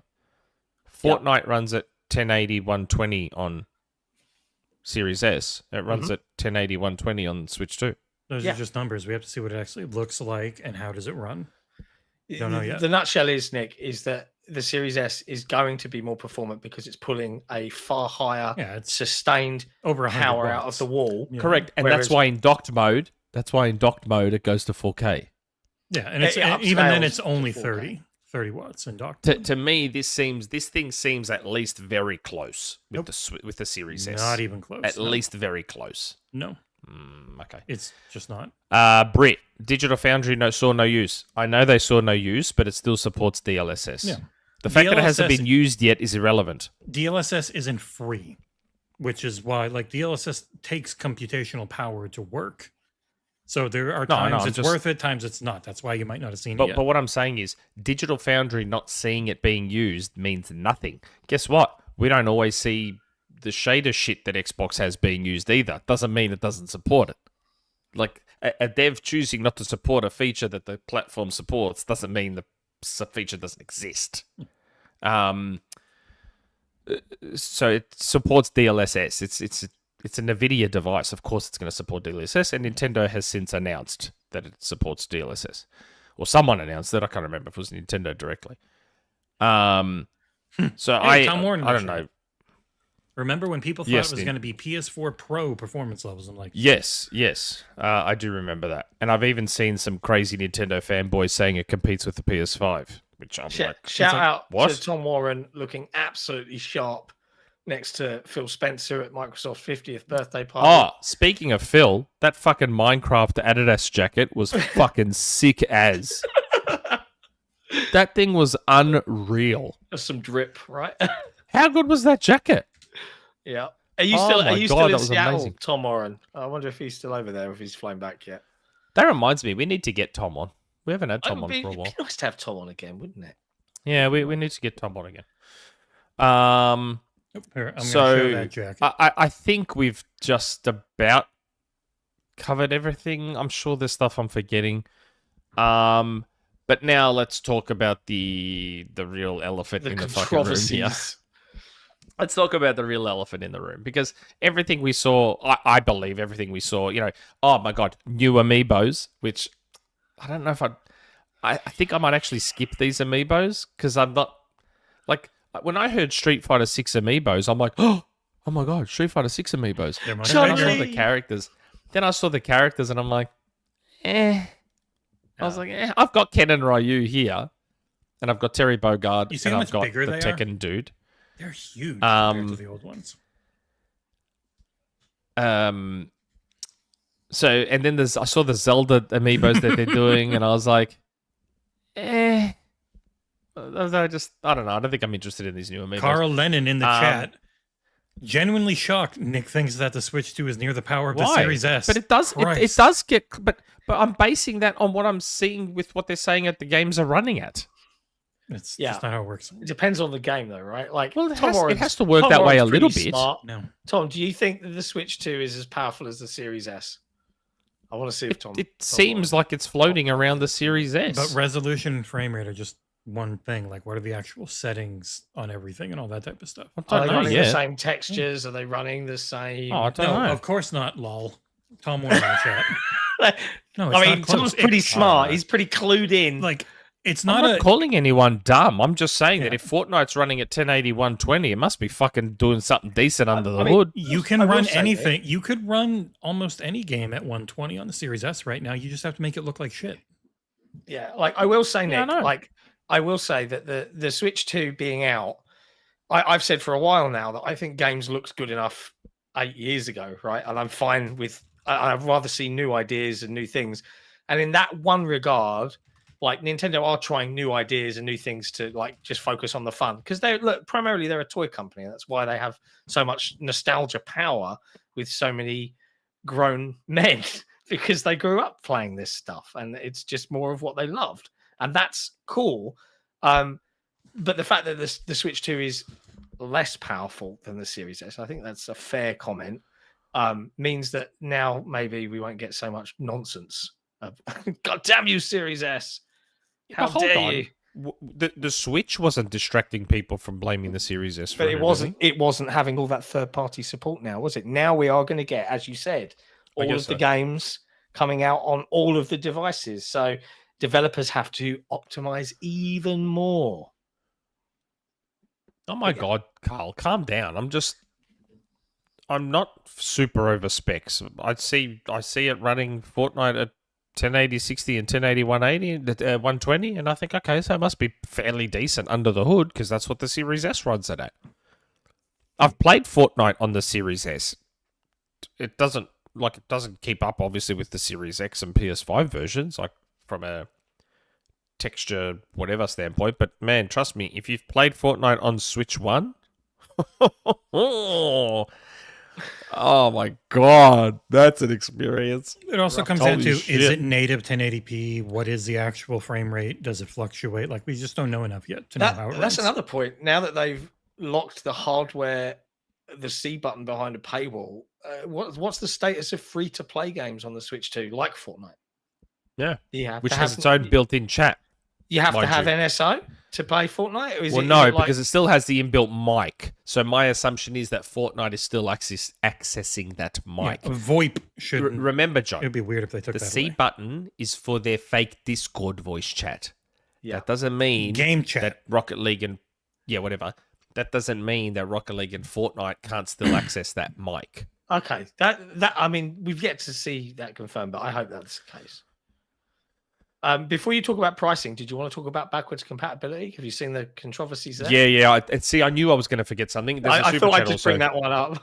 Machine XP. Nonetheless, Switch 2 looks great. May buy day one for DK, or I'll certainly get one when the next Animal Crossing drops. And also, straight away, Machine XP. It's outstanding to see articles reporting third-party devs saying bringing games to Switch 2 has been so easy. Wonder why. Okay, so Machine XP on your first one. Yes, it looks great. I've pre-ordered mine. I am a bit annoyed now that I thought Metroid Prime 4 was a launch title, so now I'm not sure what I'm going to play at launch. I guess I'll play Mario Kart, but You will play hopefully Rocket Jesse League can and get me Fortnite. DK. I'll play Rocket League and Fortnite, and I'm hoping Jesse can get me DK, because DK looks cool. As to your second super chat, okay, so how do I answer this? You've heard in the past that Nintendo's platform is an easy one to develop Yes. for. I have spoken to developers and I've asked them straight up. I'm not going to name those developers. They range from indie devs to not so indie devs to all sorts of devs. And I've asked them straight up, 1, 2, 3, order them. Which platforms are the easiest to develop for? All of them, except for like one, said Switch was number 1, the easiest. One of them, I think, said Xbox was easiest. Number 2, Xbox. Number 3, PlayStation. Hey, Pretty Nick. much every dev I've ever asked said Nintendo, Xbox, PlayStation, in order from easiest to hardest, which makes the fact that PlayStation gets all the support they do I've got more bad news makes for that you, a very interesting discussion. Nick. What? Donkey Kong Bonanza is not at What? launch either. It's July 17th. So what's at launch? Mario Kart.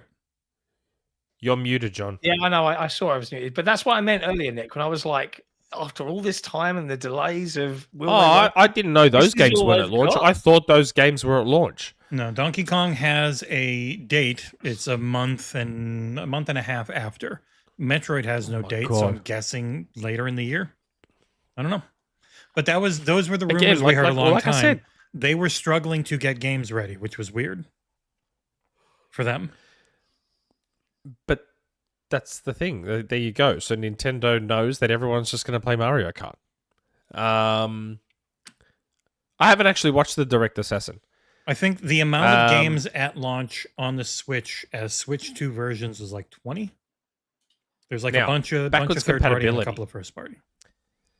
Backwards compatibility. So that's an interesting one. What I saw about backwards compatibility, where they showed a massive fucking list of games that was going to have issues, flat out not work, all that sort of shit, that leads me to believe, some of you will remember I had a rumor mill quite a while ago, where I had heard that Nintendo was going to release 2 versions of the Switch 2.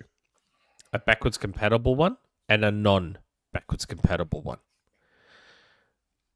Seeing that backwards compatibility list makes me believe that was 100% true at one point. Because what this backwards compatibility situation reeks of is last-minute scrambling to get as much working as possible.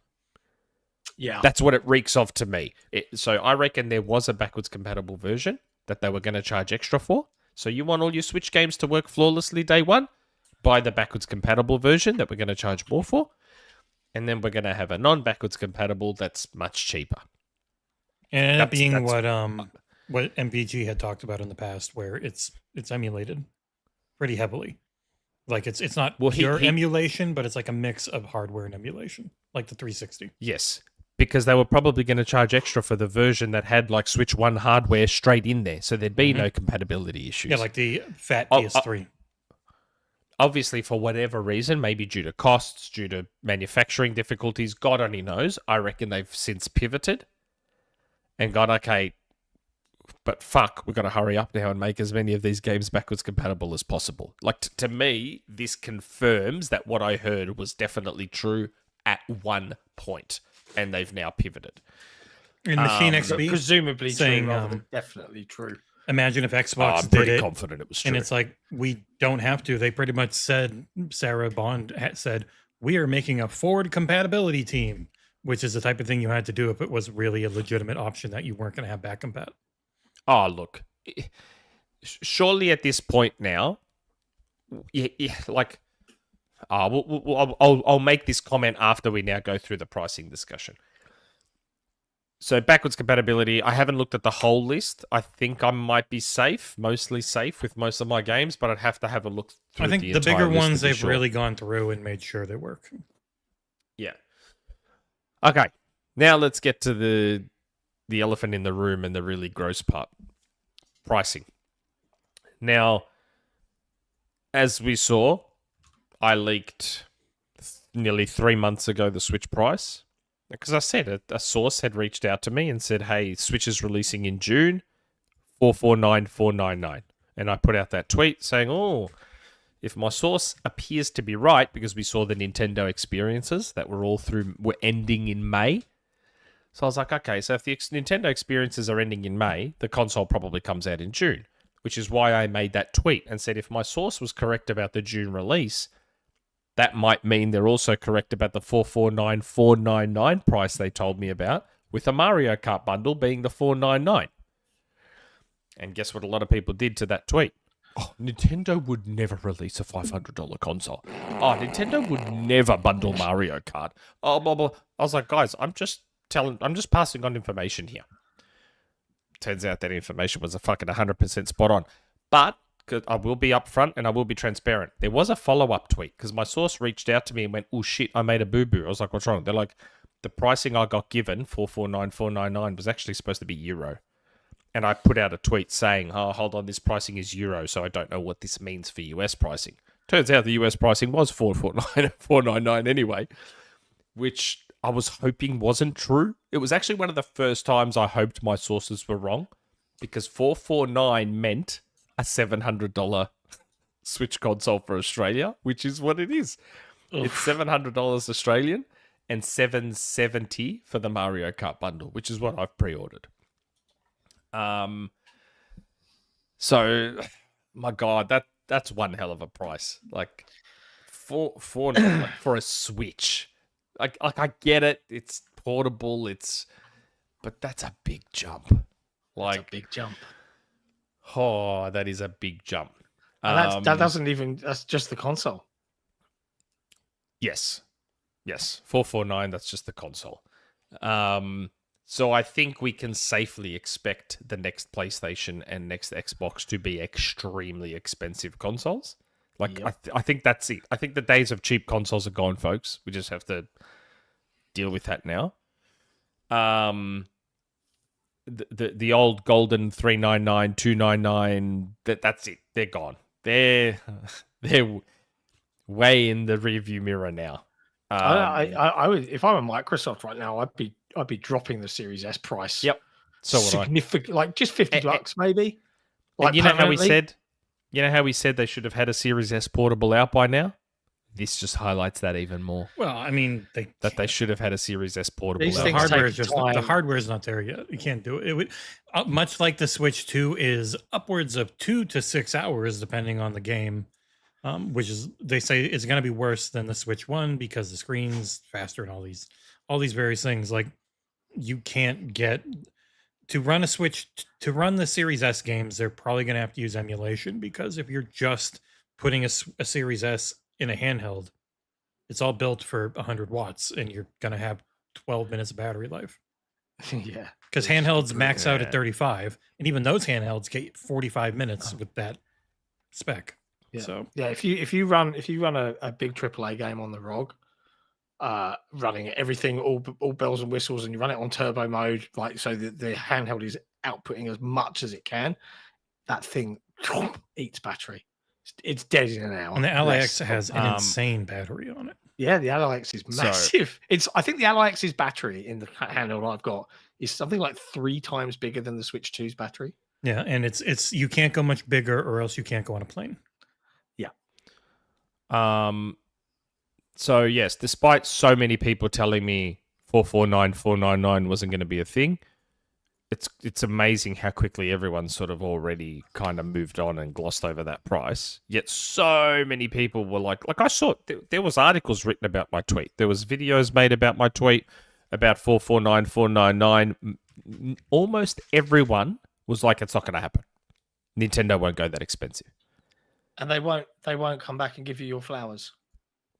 No, of course not. It's not likable enough, mate. Yeah. It's more jealousy of looks than anything else. Now,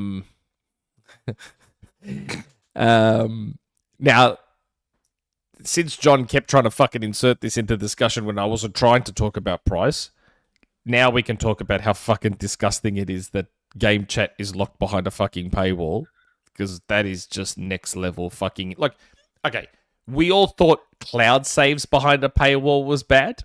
Like, that's pretty bad. That's pretty gross. Online gaming in general, behind a paywall, is pretty bad. Agreed.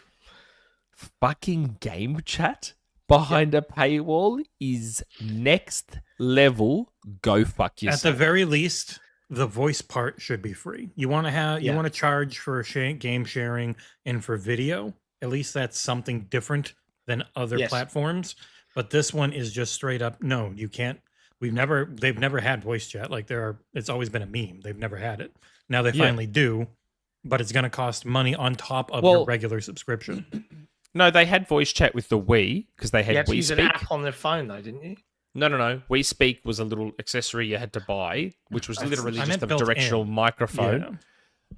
No, but the voice chat itself was free. The feature of voice chat was free on the Wii, but you did have to buy an accessory to be able to use it.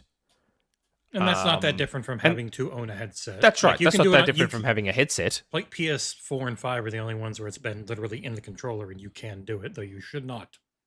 No. The PS4, they threw in just a very basic in-ear, old wired headset with the PS4. That was it. The PS5, it's built into the mic. Microsoft, for many, many years, included the chat headset with their consoles, with the 360 and earlier Xbox One editions. But Nintendo is just going... Is this, and I'm asking the question because I don't know, is this the first time an actual part of the hardware has been paywalled on a console? It is. I can't recall From the any major other ones, specific yeah. time. Like, Anyone in the especially for chat something that's- who might know, let us know, because this could be the very first time a part of the physical hardware has been paywalled. This might be the first time ever in history. And again, like you said earlier, imagine if it was Microsoft that did this. Can you imagine? Can you imagine? I can imagine. I can imagine if the the- headlines now. If the Xbox One had or even the Series consoles, had a button, like the share button, and they were like, want to use the share button? Subscribe to Xbox Live Gold. People would be asking for Phil Spencer to be thrown in jail. People already are asking for Phil to be thrown in. They'd be jail. asking for him to be thrown in jail. If that's what Xbox was doing. And I will say, for people that are going to clip this, we're not saying you shouldn't. You should yell at Microsoft for it. You should also just yell at should. Nintendo for it. But you should yell yell at at everyone. Nintendo too. Yeah. That's all we're saying. As I've said, Microsoft gets treated the way all these companies should be treated. That's the thing. Like they should all be treated that way. Give them all shit when they do bullshit. That's the point. Absolutely. That's the entire point. Same way I said I agree with most Xbox games' Metacritic scores. That's the thing. Xbox games get reviewed properly. They're not glorified ads. They actually get reviewed. So I generally agree with the Metacritic scores in most cases. What about if we're mega boosting though? Like, Oh, well, that's where we have to do some heavy lifting. So like party chat did require Xbox Live Gold on the 360, but when they went to the Xbox One, it didn't. If my memory is correct. they had a hasn't for a period of long time on the time. Xbox One where, and you might be right about party chat, but they had a period of time on Xbox One where they were getting shit, quite rightly so, for putting free to play games behind them. That was up until 2 years ago. Yes. Was it? Yes. It was No, recently. that was only a couple years ago. I think it was a bit longer. No, than that was only a couple years ago. no. You're right. God, I it was a completely thing. forgot about that. I Yeah, that completely was forgot some that Party bullshit. Chat on 360 was behind gold. And again, it's because we all had gold. So I just don't think we noticed. And that's why I said with this Nintendo chat, I won't notice. I already pay for Nintendo July Online. And I 17th, have for 6 years. 2023, John. What, for free to play games? July 17th, 2023. No. Oh, wait, What? no, No, damn it. really? They put the What? wrong. No, they put What? the wrong. It's an updated article. Where is it? What are you saying? April 21st, You know, like when- April 21st, 2021. 4 years ago. What? Like I said, it Yeah, wasn't you know, that like long ago. Microsoft used to have Fortnite and other free to play games. You had to have online. You had to have gold. Yes. And that was bullshit because they were Yeah. free Yeah. to play. But John, that's We not- kept saying they need to make free-to-play That games was- free to play. Like we kept saying it. that was Yeah. this generation, 2021. That's mad that they I actually dragged that forgot out. Party Chat was a gold feature. I actually completely forgot. It didn't exist until gold, right? Like that was the thing you bought. You Well, bought I was gold about that to say gave it the was also a headset. brand new thing. Yeah. Yeah. I mean, Like the Xbox, the original Xbox, the whole kit was you got the headset because people didn't have them and it was proprietary yeah. on the connector. I mean, it's the same as online play. Online play is it's always been bullshit that online players Yeah, charge 'cause for on PC. It's not. And a lot Xbox of had people- their proprietary connector to connect to the controller. Like we were used to 3.5 millimeter jacks in USB, but that was not how it worked. But the point is now this is reverting. So Microsoft pulled some bullshit and had Party Chat behind gold.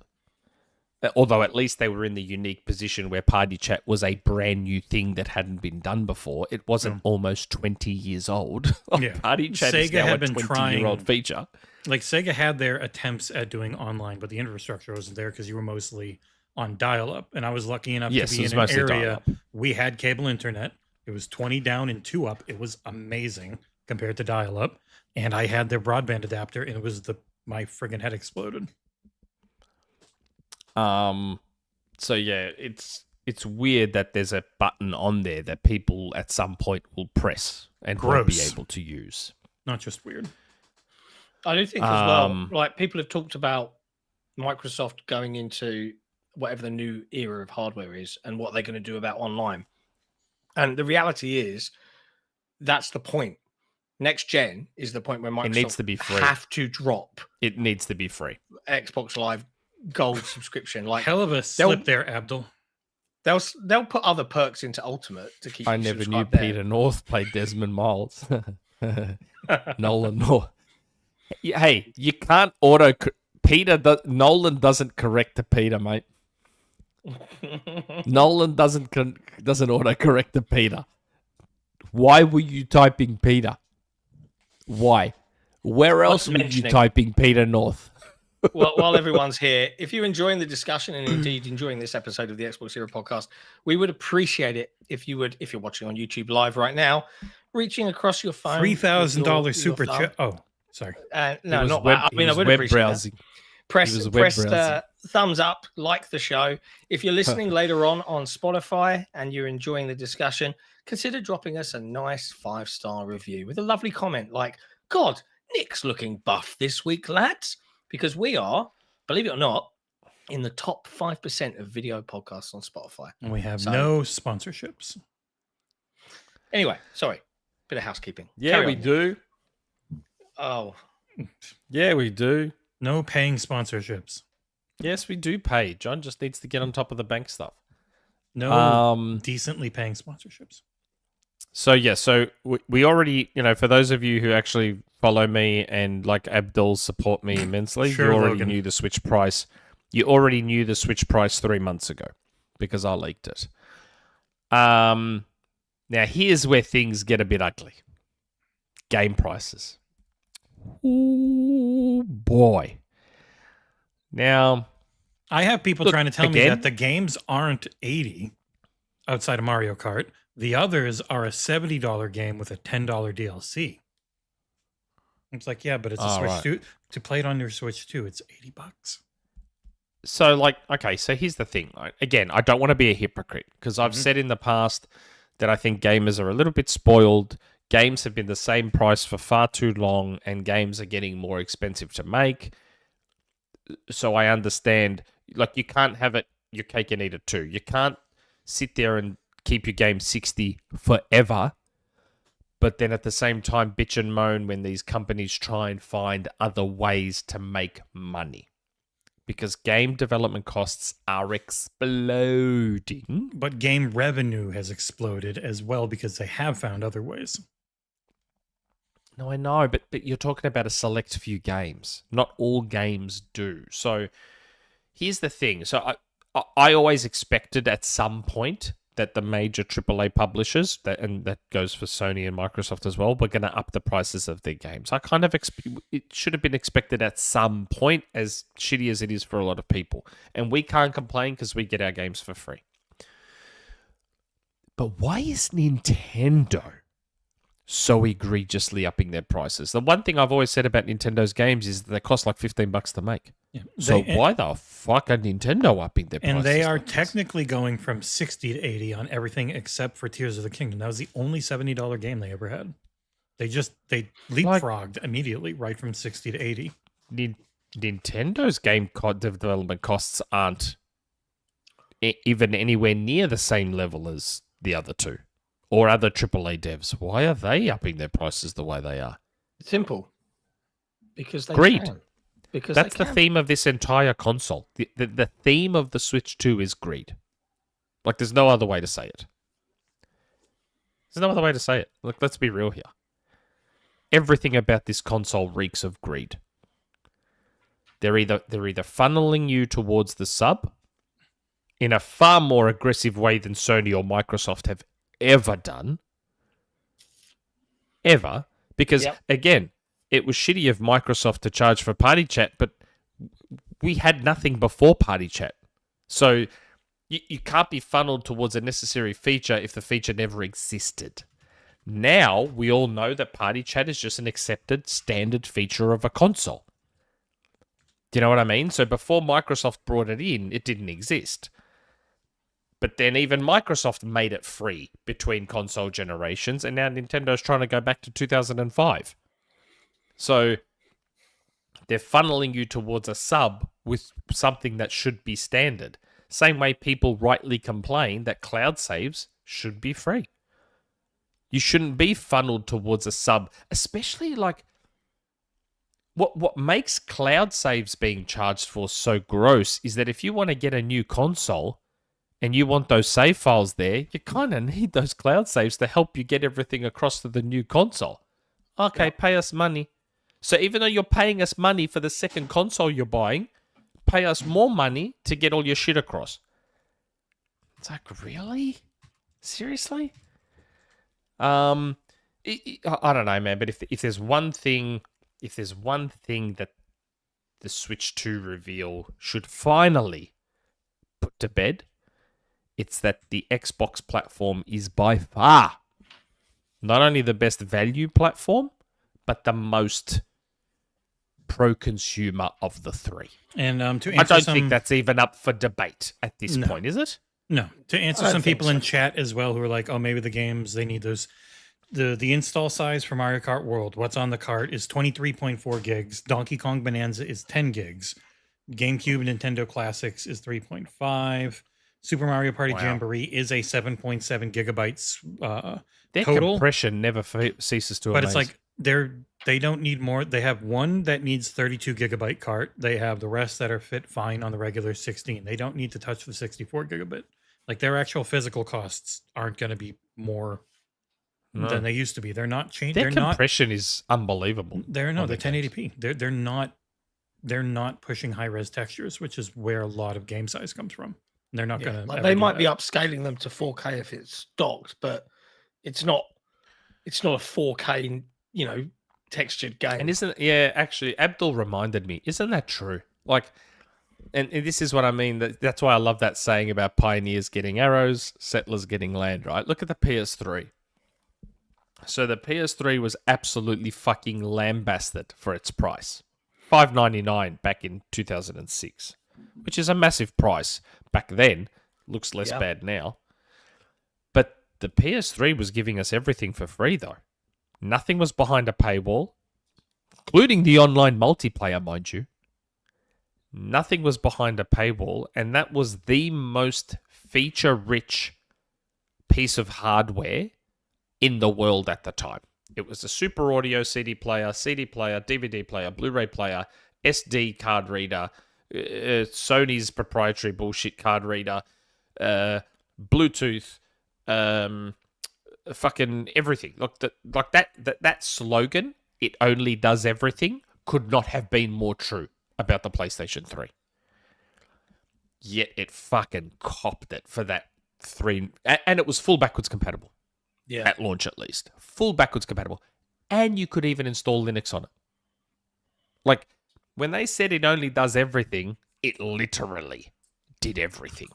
So that's why I remember at the time, I was like, $1,000 is a lot, but this thing does everything. So for $1,000, I feel like I'm getting my value out of this console. Because I don't have to pay anything else outside of the games. And the PS3 had cross-buy. They're the ones that introduced cross-buy. They introduced cross-save on the PS3. The PS3 is where we started to get free games and a subscription. It started with PlayStation Plus. They had to do something to combat gold. So what'd they do? They said, here you go, free games.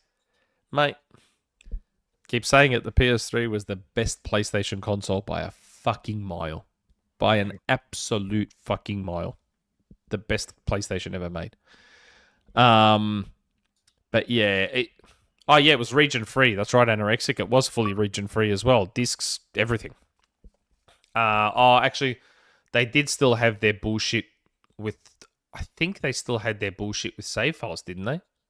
Or is that just the PS4 where the disc and digital? The PS4 is the one where I think everything really went to shit.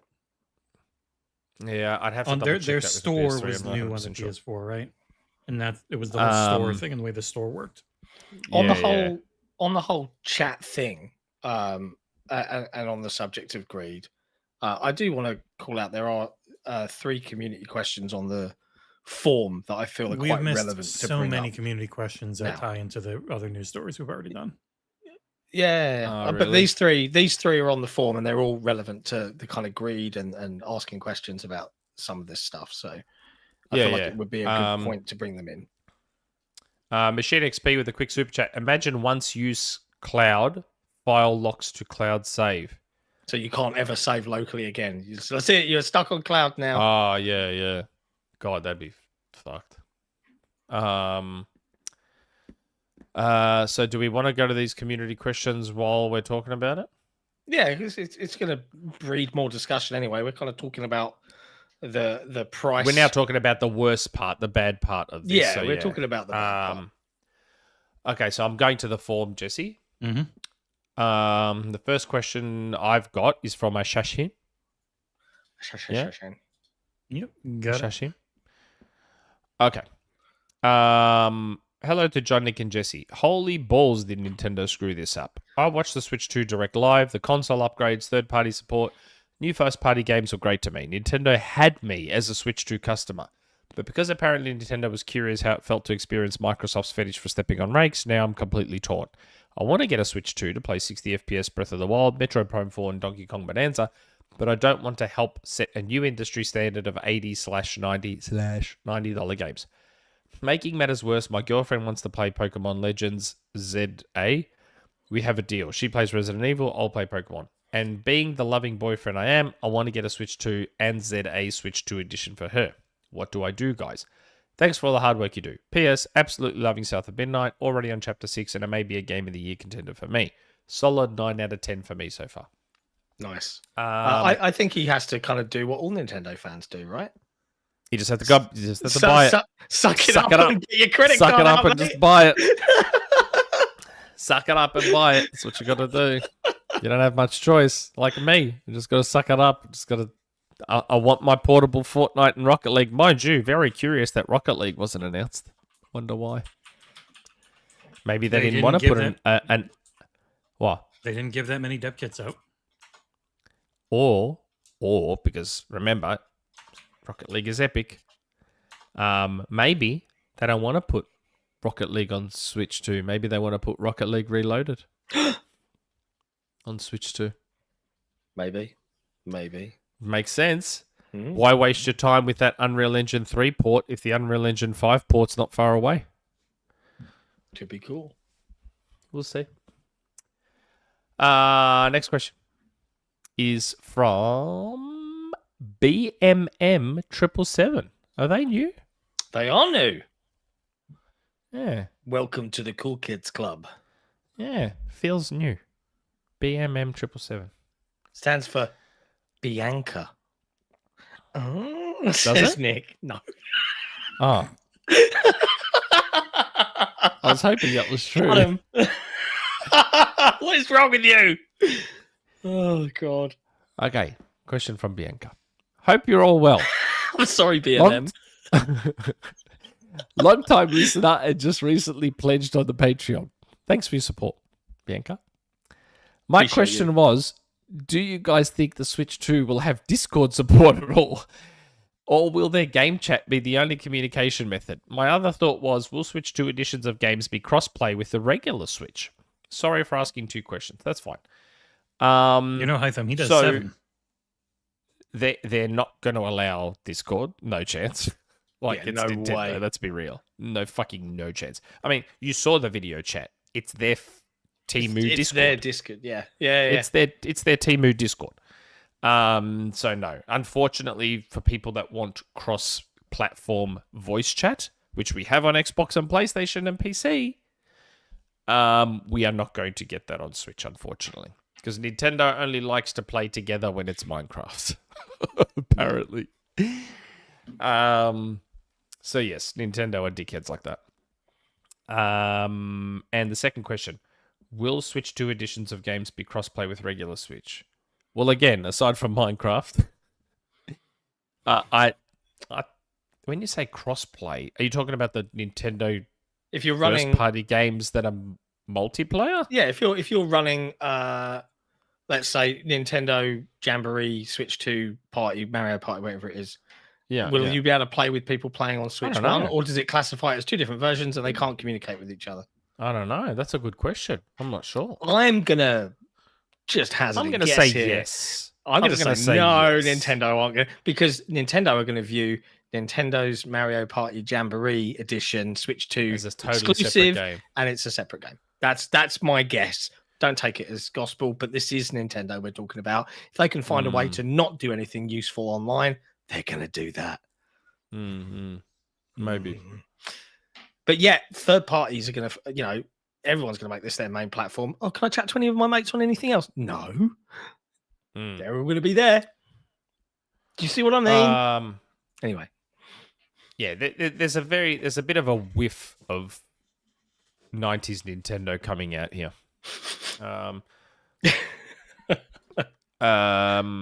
Next question is from ItzFinn. Good afternoon / morning, John, Jesse, and Nick. What fun times we having in today's world, huh? Okay, it's not, and get me off this ride, please. Never would I have thought Nintendo of all game companies would be that stupid to raise the price of games that high to price out myself and others. Yes, even you, Nick, don't lie. And it's not a good optic for other companies that'll do it. Yeah, Take-Two will say fuck it at $100, but good luck though, because I'm not swallowing that amount of money just for GTA 6. Yeah, I mean, I wasn't going to buy GTA 6 anyway, but definitely not if it was $100 US, because that would be like 150 Australian dollars. And Nintendo doesn't have to price Nick out because he's going to ask for everyone to get it for him for his birthday. Yeah. It's funny. I mean, I'll ask the question, then I'll mention it. 2 questions to ask. With Nintendo raising the price to 80/90, digital or physical, are we going to reach the point of that same gaming industry crash that we don't want to suffer again despite the avenues of other ways to make money on games? And will it push out more developers and players to stop buying games despite the IP recognition? Look at Disney right now. 2, simple question to ask. Favorite ice cream to eat? Cheers and have a good day. Coffee. Yeah, I like coffee ice cream. Yeah, coffee ice cream's quite nice. When it's just the ice cream and there's nothing else in it, coffee. Yeah. It's really nice.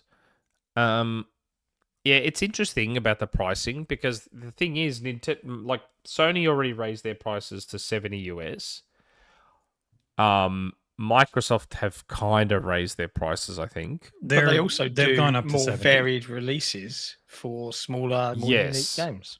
And Microsoft also has Game Pass. Like, if Game Pass didn't look good before, how fucking good does it look now? It looks pretty swell. Yeah. I'm just trying to think. There's not going to be a crash. I don't know. Like, I don't think we'll see a crash just because everyone's raising their prices. What I'm hoping this will do is will lead to more people buying indies and AA game releases that are cheaper. Like, I'm hoping that we'll see not a renaissance. Resurgence. Yes, I'm hoping we'll see a resurgence in success for indies. So the same way we saw indies really take off on Xbox 360, hopefully this pricing will hurt the AAA industry a bit and cause them to just rethink how they do things and find that the AA market and the indie market sees a resurgence. That has been happening on Hopefully. PC. Like PC right now is that where games like Schedule 1 and Repo made way more money than damn near any AAA release did recently. I don't know that would happen on Switch in the same way because it just is a different target audience. But it has happened on PC. Yeah. Hey, Luke. There's more. Now, sorry guys, I have to step away for just a sec. Wow. Oh no. If you guys could just, oh my god, if you guys could just keep talking for just a second, is just so for bad. 2 seconds. I vote that we don't. You go take a really quick crap. So as I mentioned earlier, see that cupboard back there that used to be full of video games? It's now full of my daughter's clothes because we are moving my daughter down into this room. I just got a text message from my wife saying we didn't think of something. Poppy needs clothes. She doesn't have any in her wardrobe right now, and I'm in this room. Turn your camera off now. She She needs clothes. She's young. Nobody make any jokes in chat or you banned. Just 1 second. And I vote to make things extra uncomfortable for both our audio listeners and for everybody here that we sit in absolute silence until Nick's back. No, we'll go from 200. We've already lost people doing community questions. How dare we talk I about know. all these things? People hate the community. There's no other way about it. They're with you, John. They're the best. No, they're the bestest. Especially those that are supporting us directly by heading over. Just play this. I remember my brother. XboxEra. His fate was so cruel. Okay, I'm still here. I've just had to turn the camera off. So different. Okay. But yes, apologies for that. We didn't even think. We didn't even think. It's okay. It's Australians okay. not thinking we're used to it. Yeah. Are we going to go to the other questions that relate to Switch 2 from the forum? I think it makes sense too. Like I'm sure there's a few, It's right? most of And they them. may touch on some stuff. There's a few. Yeah. Okay. So Jesse, I'm Yep. going Starting to with you. Hugh. Yep. Hugh. Okay. Hugh. Hey, gents. With the Switch 2 announcement, we have seen a flurry of third-party devs seem very content to optimize their AAA games to support what is still a low-end piece of hardware. So my question is, why does Nintendo get a pass, unlike Xbox, with their holding back the Generation Series S? Also, their new pricing model even makes PlayStation look generous. I didn't think I'd ever say that. I can turn my camera back on. I didn't even notice. Okay, I'm back. So handsome now. Yeah, the like podcast just got podcast 33% just got sexier. so much 89%. $90 games, charging for a pack-in game, even Astro's Playroom was free, Joy-Con 2 costing $90, $50 external camera, rather than just including a small camera in the Switch itself. Yeah, I actually thought they'd include a camera as well. I remember asking before launch that they might have hidden one in a bezel or something. Yeah, I expected it because I had heard a long time ago that Nintendo might look at doing a bunch of AR stuff for the Switch 2, so I just took that as an assumption that a camera would be built in. So it looks like they're still going to do AR stuff, which is what I was told like a year and a half ago, but with an external camera. I actually sort of teased it on an episode a while back. I can't remember which episode it was, but I mentioned, what if Nintendo does AR? And that was me semi-showing Whenever that it you would do have this, AR. you're not allowed to speculate in the future because then people just expect that you're leaking. I pick and choose when I do it. They don't know that. 110 for an extra / replacement dock. Wow, really? Is that how much the dock is? Yeah, the dock That's bundle's bad. $110. That is fucking gross. Yeah. Oh It's got my god! Nick, it's got It's a got fan in it. It's got a fan, mate. Upgrade. Well, it has to because it upgrades. Hold on. How It much does. is the dock in It Australia does then? exactly what the last one did. It just you got 30 watts instead of 17, but this is going to overheat more, so they put a fan. But yeah, it's 110 US. Oh, they haven't got the dock on its own in Australia yet. Also, can we talk about how gross those fucking physical game cases are? Yeah, and you don't get the red spine anymore. The whole thing wraps around, so it's got the game art. Oh, that doesn't bother me. The PS3 used to do that too. It's not too bad, but it's not symmetrical on the red. So you got a bunch of red at the top and a little tiny bit of red at the bottom, and then the game art. It looks like shit. They remind me of the gross later part of the generation Xbox One cases. Like, and it's funny because The the really Xbox gross Series ones. ones are probably the best right now. They look really good. I liked the OG Xbox One game cases. The OG ones were fantastic. A dedicated C button on the Joy-Con for voice chat that you literally have to pay a subscription for in order to use. Cloud save still locked behind their paid service. The back catalog pre-switch only being available on PC emulators or via their paid service. Switch 2 patches allegedly costing 20 each, 449 price tag despite the battery life being much shorter, and ditching the OLED screen for LCD. How likely is it, in your opinion, that the competition quickly follows suit with their pricing? I can't wait for PlayStation to start charging us to use specific buttons on the DualSense too. Yeah, well, like I said, the theme of this console is greed.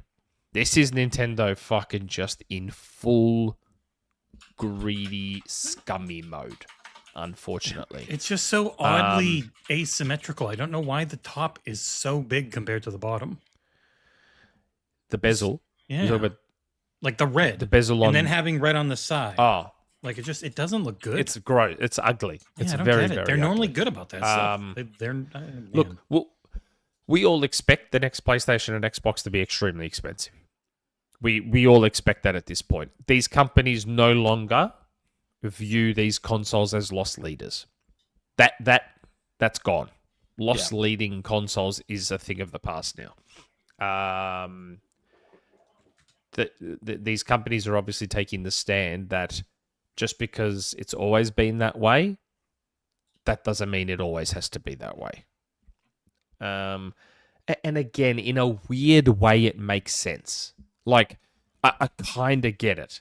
Here is the video game industry, and here is Microsoft, Sony, and Nintendo looking at every other piece of technology on Earth, going, hold on, they're not all losing money. Yeah. Apple don't lose money. Samsung don't lose money. LG don't lose money. Microsoft doesn't lose money on... Oh, I mean, the other two would be looking at Microsoft with Surfaces. Like, all these other companies aren't losing money on any hardware they make. Why are we losing money on these consoles? These consoles last nearly 10 years. And Apple is charging $2,000 Australian for this device that gets replaced after a year or two.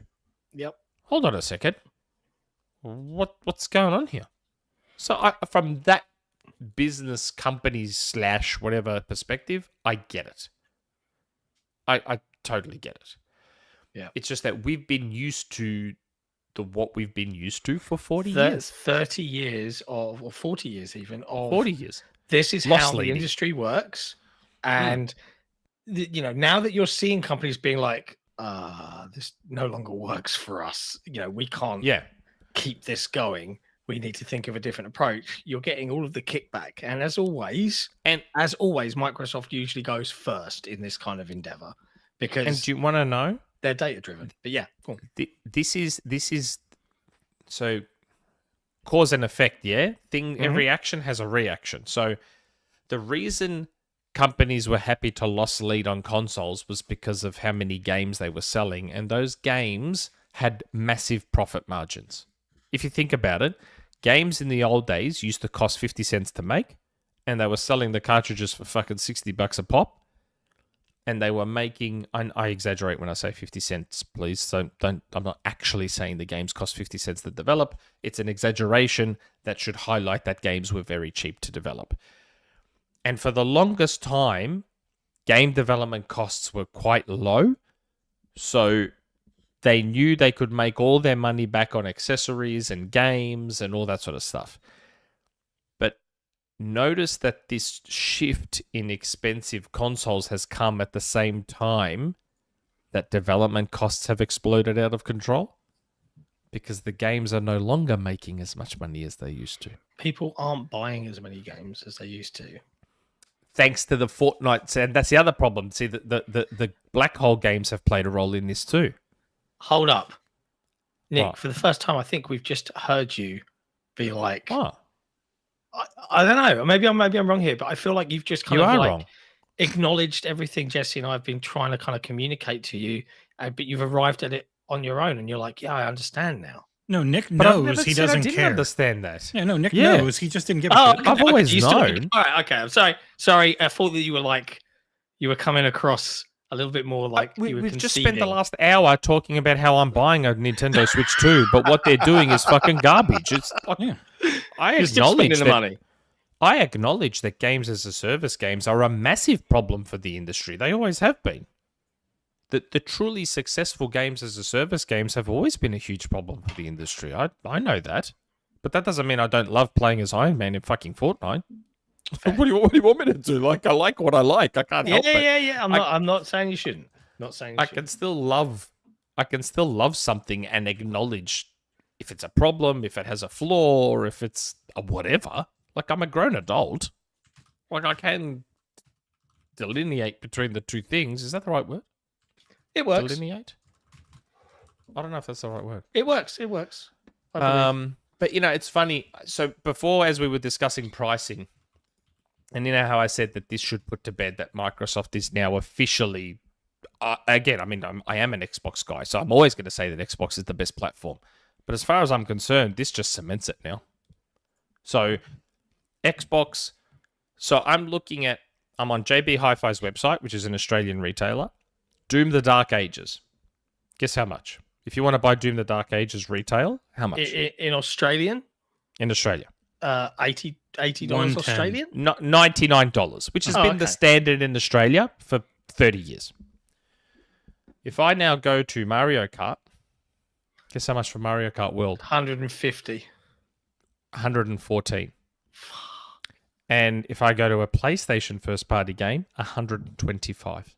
Get out of here. So Microsoft now has the cheapest games, a game subscription service,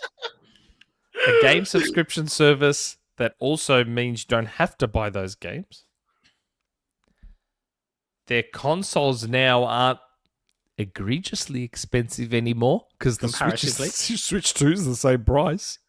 Nick, I paid $650. Be careful, the grifters might clip this bit. No, they won't. I paid $650 for my PS5 digital. Wow. That's less than what the Switch is going to cost me. That's crazy. I paid $650 for my PS5 digital. And I paid $700 for my Series X.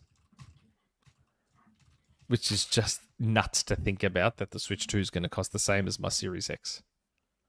Nuts to me. Man, it can't be argued now. Like, how can you argue that from a value and consumer friendly standpoint, it's not the best platform there is? Yeah, well, this is where Microsoft. I'm not talking about games because games are too subjective. I'm talking about the value of the platform, benefits, ecosystem, and I'm the ecosystem guy. Don't forget.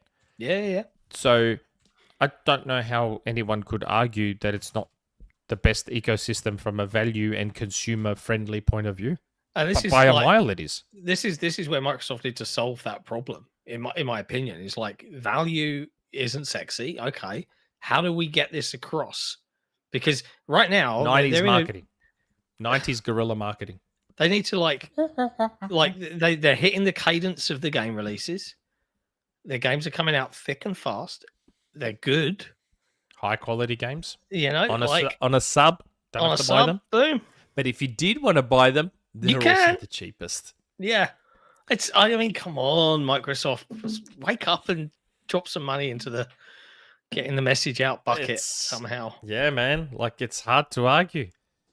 And like, one good thing Nintendo did, all the controllers are forward compatible, just like Xboxes. So at least that's a good thing they did. Mm-hmm. Unlike Platform X. But their pricing on the $90 Joy-Cons are insane.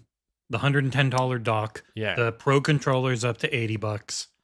Like, and also the camera I expected. The camera's $50, but the camera's so fucking dumb because it's a portable device, but your only camera is an external camera. So people just supposed to just walk around to do. I know. That's why I said get the Hori one. Yeah. That's why I said get the Hori camera because it just docks straight in via USB-C, and it'll be like you've got a little piranha plant sticking out of your Switch 2. The 100. That's going to be weird to hold, though. Like, no, I know, but at least it's better than using the Switch one, the Nintendo official one. What do you mean? You just walk around with it in one hand and you That's move with way your chin. More convenient. And on the plus side, if someone gives you trouble, you can just fucking whack them over the head with the camera. But yeah, I'm very curious to see how the market responds. Because put it this way, right? So Nintendo pre-orders have been live in Australia for 2 days, and this thing's not even remotely close to sold out. Really? Not even remotely close. I can still order one right now. Wow, that's surprising. You know who can't with the order first one Switch. right now? You couldn't with the Switch. I'm not ready. I'm not ready to go I know, off on I'm a rant kidding, about I'm this. kidding. Yeah, Okay. I need to. I need a moment. Yeah. So next community question is from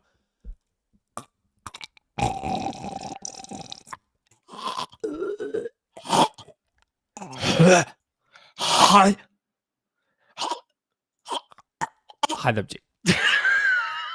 I muted you for half of that, and it still didn't matter.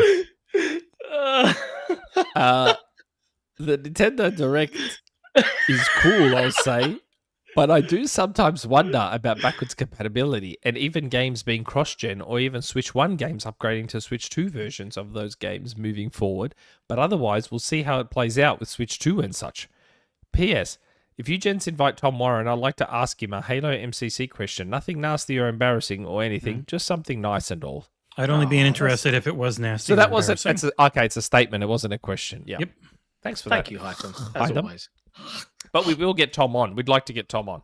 Yeah, but we'll have Tom when he's back from Seattle. He can give Tom us the on skinny on Varathian. the 50th birthday celebration shenanigans next week, maybe. CEO Sorry, Tom. Torn Raptor said that apparently EB's allocation of the non-bundle Switch is gone. Well, I can still do it on JB, mate. I'm on JB's website right now, and I just added a Switch non-bundle to my cart. And you're going to buy it knowing you. No, I'm not. I've already got one at EB. It's only I've one. already got one ordered at EB. You need at least 4. Nah, I'm going to wait this time because now that I know Nintendo's shenanigans and that they're going to do an OLED and then they're going to do a different color and then they're going to do limited edition Zelda. They'll and have a then they're light gonna do again. limited edition.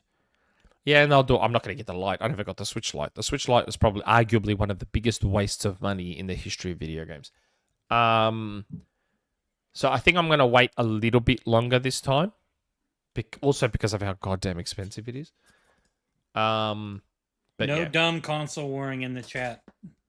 The only console wars we like is this console wars. Yeah. Yeah. Now, 20% Yeah. more expensive. You're welcome. Shh, we'll get into No. that. I am. Okay. Next Got to question. build myself up to it. Yeah. Next question is Direct 3. Hi, gentlemen. We were told that Microsoft would have a big presence on the Switch 2 event. However, during the Direct, they only had Tony Hawk Remaster. Does that mean that Microsoft is just going in to announce their ports via blog posts and logos at the end of trailers, apart from a few exceptions? When you said we were told, who told us? I think everybody expected. People assume. Everybody expected that expected. direct. We I don't think we were ever expected. told. No one was told. Like, I don't even think any leakers came Thank out you, and went, Kat. oh, yeah, there's going to be this, and that. Yeah, I don't think, like, leakers didn't say it. Microsoft didn't announce anything. I don't think we were told. I just think many of us expected. We all expected Master Chief Collection there. We all expected probably Tony Hawk, and we got it. Sea of Thieves We- was what I thought was going to be announced. You know, yeah, Hi-Fi Rush, even though it's not Microsoft anymore. We just we expected it. I don't think I hadn't heard anything. I don't think anyone else leaked anything. So yeah, I think it will be like what you just said. Out of nowhere, oh yeah, here's this game on Switch 2. Well, yeah. Tom Henderson, I think, reported this 3-stage plan that Nintendo apparently have, where other partners will start announcing games in, like, was it October? I can't recall. Maybe that's when, you know, like they're just gonna rock up later on to support the launch once Nintendo have sold 1 billion Mario Kart World copies. It'll sell a lot. It'll have a crazy attach rate, but again, I don't think this console's going to be anywhere near as successful as the Switch. I think price is going to play a major factor in that. I think the way the world is right now is going to play a major factor in all of these, and all of these console manufacturers and platform holders are going to be thinking about this. Oh shit, the world's fucked. What do we do?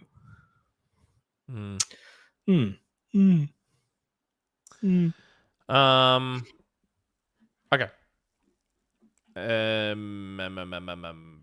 I'm just noticing in the chat someone talking about console warring, and then I saw who it was, and it was Nate Dogg. Nate Dogg's not normally. No, doesn't cause too it's much not trouble. console warriors. It's just dumb, boring talking points that two people start yelling at each other, and I can't say. And go by to the way, DMs Nate or Dogg, something.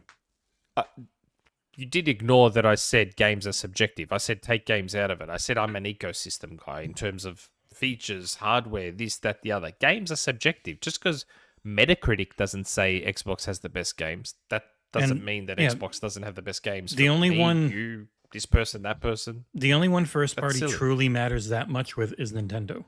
The other two are third party driven. Microsoft Yeah. is becoming more first party driven as they get more stuff into Game Pass, but it's all third parties that's- leading everything. But that's why I said games are subjective. Like, I don't let Metacritic tell me what to enjoy and what not to enjoy. And You mean neither do you the don't kids coming only through at the play moment. 90+ rated games and ignore all the rest of the slop? But that's what I mean. That's why I think throwing games into the argument is silly, because Metacritic's not the be all and end all. Like, if game quality was based purely on Metacritic, then by that logic, those games should also be the best sellers, and they're not.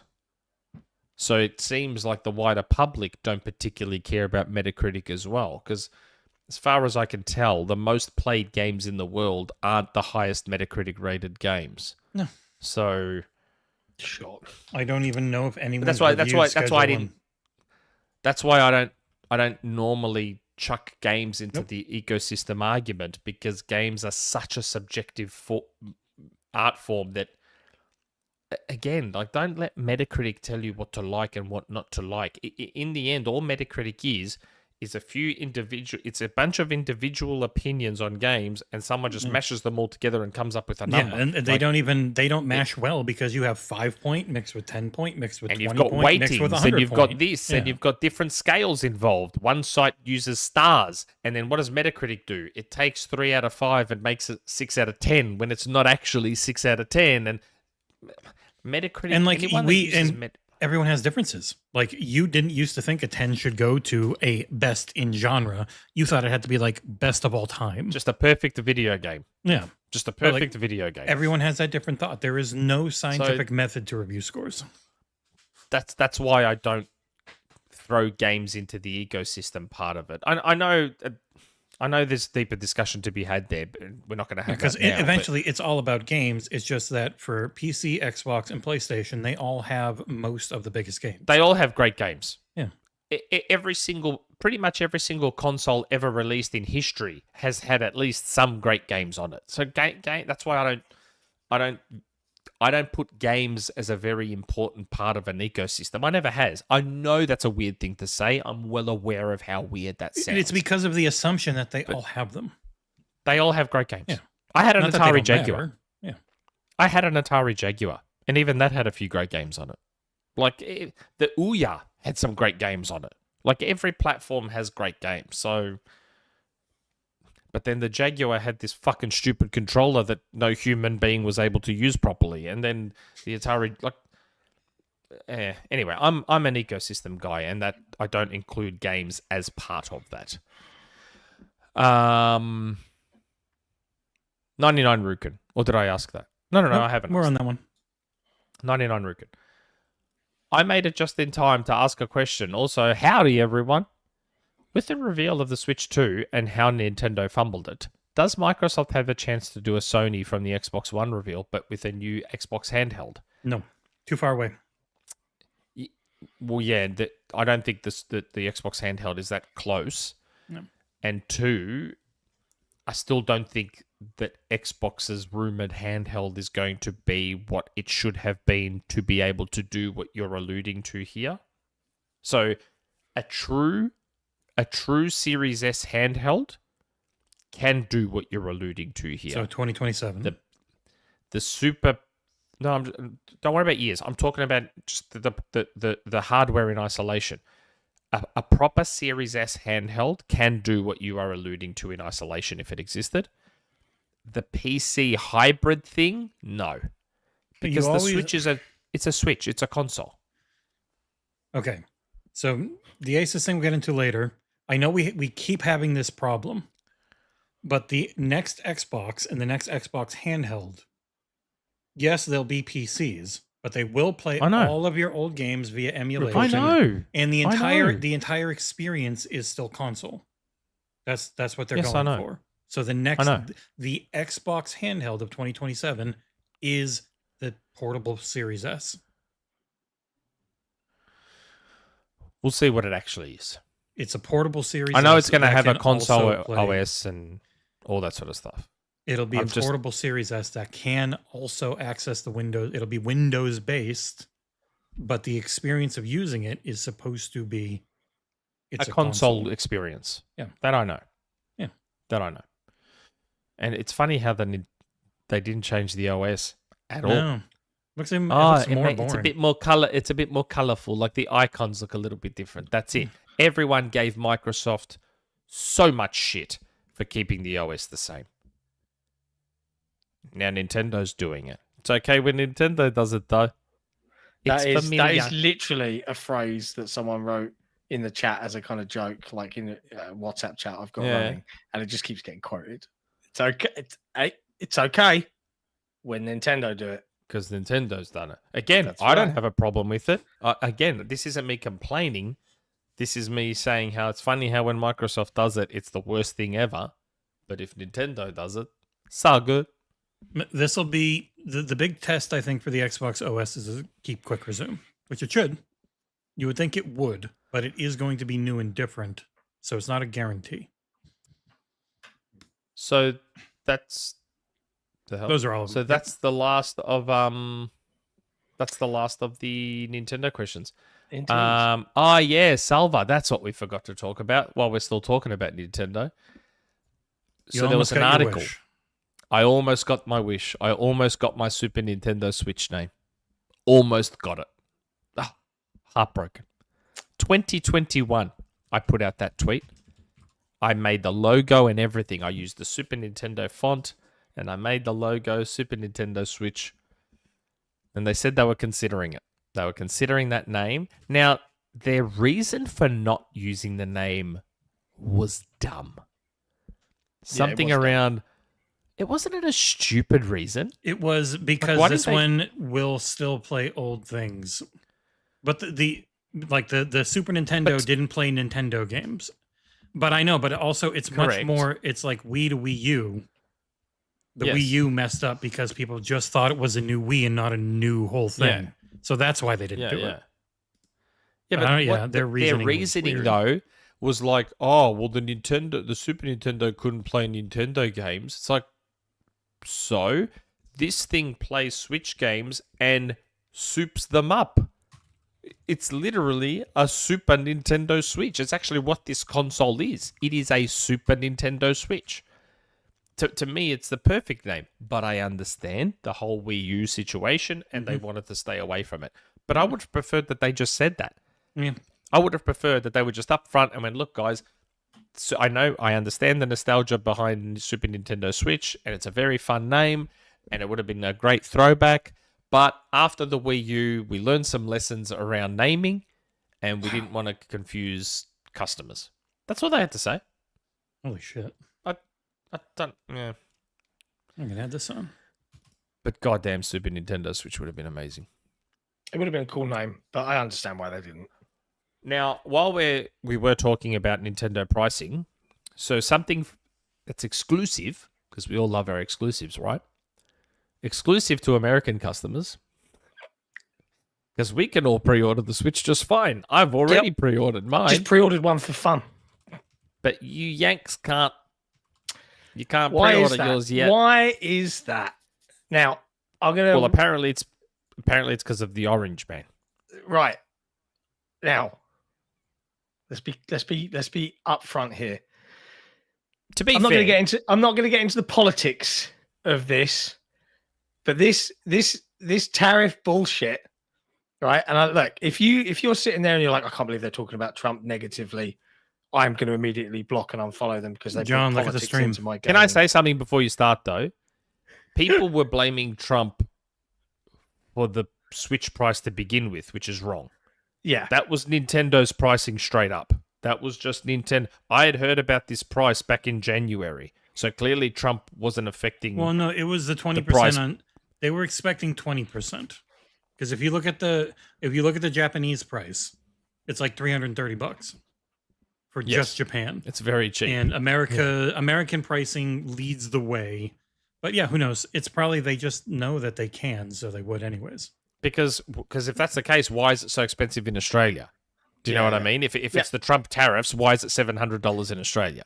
But So the tariffs have now kicked in to the point where Nintendo are like, we're going to delay Ooh. pre-orders hold on a sec. for the entirety of North America. Sorry, everybody, because we don't quite know. Because I think there's like I think like the Switch 2 or certain big parts of it are manufactured in Vietnam, and that's got like some whopping 46%.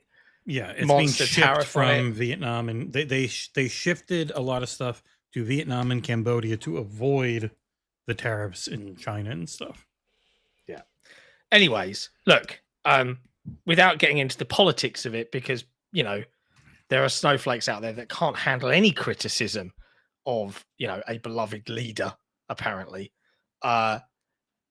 it's also affecting the card game that I've been working on with the team for the last 2 years, that apparently when they land in the US, I'm going to get a bill that immediately fucks me.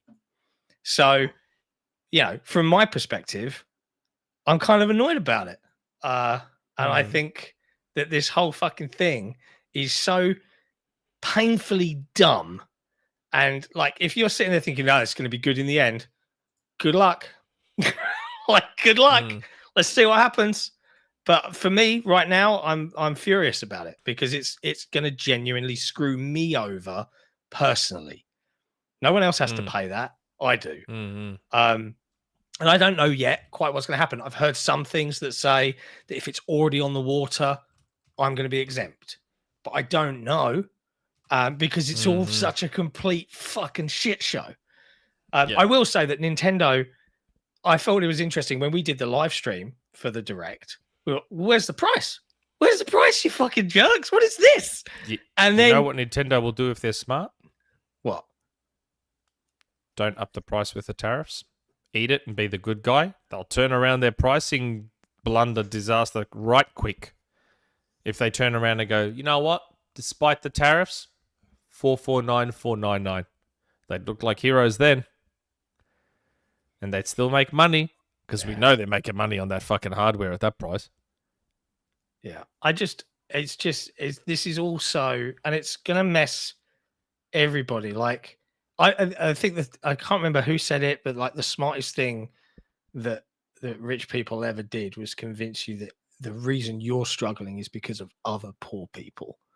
Like, and if you're sitting there believing that, I have a bridge to sell you. I have some money I need to borrow to help pay for these tariffs.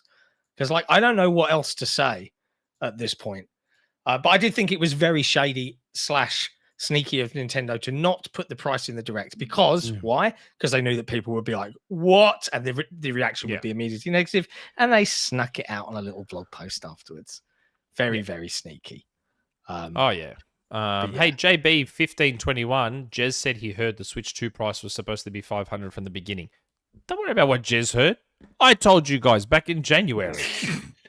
I said $450, $500. So clearly the price was always intended to be that. It had nothing to do with the tariffs. Now, if we want to take the good guy Nintendo angle, we can turn around and say Nintendo anticipated the tariffs and built that into the $449, $499, knowing they were coming and are just going to eat it. I'm just trying to play good guy devil's advocate here on Nintendo's behalf. But I don't know. The fact that they've decided to put this shit on hold tells me they're not going to do that. But I don't know. Like, who knows? It could all be a PR masterclass where Nintendo are just faking this. They're like, we're going to think about it. So everyone's now going to get all worried that the Switch 2 in America is going to be even more expensive. And then Nintendo gets to turn around and be the good guy and go, you know what, guys? Don't worry about it. $449, $499. And then everyone cheers and Nintendo's the hero again. Yay. I wouldn't be surprised. Yeah. Wouldn't be surprised. The moment Trump was elected in November, they knew there were going to be tariffs on China. Correct. And everything. That's exactly right. While the tariffs weren't official, they all knew tariffs were coming. So a part of me thinks the $500 price was already kind of them pre-including the tariffs in preparation. Yeah, more than Kind of. 20% logical. weird way? Not, yeah. Because most of the tariff numbers we got were tied to them just running it through idiotic AIs who had no idea. Because like none of those countries actually, we're not being taxed 90% tariffs by Vietnam. It's like 5%. But they're reciprocal, so they're half. And so they do 47%. And it's like, no one's doing a 94% tariff on us. They just ran it through a really bad AI algorithm and started tariffing friggin' islands that only have penguins on them. Like it's a very stupid situation. I did see the penguins were protesting about the tariffs. They'd amassed a huge group to complain. Look, I mean, and if there are any, because I've noticed this a lot, right? If someone talks about the political world in any form in gaming context, I see people react. And typically, they're Trump supporters, right? And they go, get politics out of gaming, blocked. I'm not talking about you anymore. And I'm like, dude, this is the news. Like, you can't ignore it, head in the sand, like, oh, this is happening. And it's directly affecting things within gaming. We've got to talk about it. And it happens to be the fact that the majority of the rest of the world think that this is a very dumb thing. He's been really good at bringing countries together. Like you don't see Japan, China, and South Korea all working together. All like working holy shit. together. Wow. Yeah, like, and I'm not talking about your political stance. And if you can't handle, if you're listening to this going and you're getting cross, like why? I'm not calling out you particularly. I'm just saying that this is dumb, and it's okay for me to. It is unavoidable as it is. It's influencing everything in your hobby. You can't get away from it. Anyway. Will this affect prices in EU? I wouldn't have thought so, Abdul. It's not always apparent why, but it's because like costs just end up going up, and American costs end up being the baseline for everything. There may be an instance, and I'm spitballing here. I'm not an economist, right? But okay, neither is our president. Maybe we can't raise it too much in America, even though we have to, because we need to sell there. It's a huge market, right? So we'll raise the price, and you've seen it. You've seen it already, where Sony raised the price of the hardware everywhere except the US, because that's the biggest. We'll stay there. We'll stay strong there because that's where our biggest competition is, and we'll do the uplifting. So yeah, I fully expect it to have knock-on effects worldwide. You got to listen to Tom Warren in chat though. What's Tom Warren say? Depending on FX, prices in EU might go down. Interesting. See, there you go. Well, because there's so many. Please elaborate. What's FX? There's so many countries looking to do like economic deals together now. What's and even depending California, on FX? California is going to start working directly with other companies. I saw that FX? on the news. Yeah. What's FX? I don't know what FX is. It's a Tom channel will that have to has like elaborate for Fargo and. Yeah, I mean, and Australia, we just got the direct conversion pretty much. Like 450 American is basically give or take 700 Australian. That's why I was hoping that price that I heard was wrong, because I did the maths. Yeah. And 500 foreign exchange. Because when I heard that it was going to be $500 US initially, I was like, shit, that's nearly 800 Australian. And it is. It's 770. It's only $30 off. As we get weaker, you will get stronger. Oh my God, 2007 was an incredible time. You know how many US PlayStation 3 games I imported in 2007? Uncharted, Ratchet and Clank, because Mortal Kombat, although Mortal Kombat was 09, because our dollar was so strong against the US dollar. Your games were $60, which means for us, your games were like $50 Australian. I was like, oh my God, this is amazing. I do importing games. I'm like, holy shit, big old games. That does sound good. I do wonder because obviously the American dollar is like the it's the centralized currency of the world. It's like the one, right? It's like the benchmark. It's like the benchmark. And I wonder if because I think Donald Trump has now successfully I think there's only 2 presidents that have overseen a massive drop like this. Bush saw a drop of 18% in the .com bubble in like 2001. And that kind of wasn't really his fault directly. But Trump is 10% drop at the moment, and it's still dropping, right?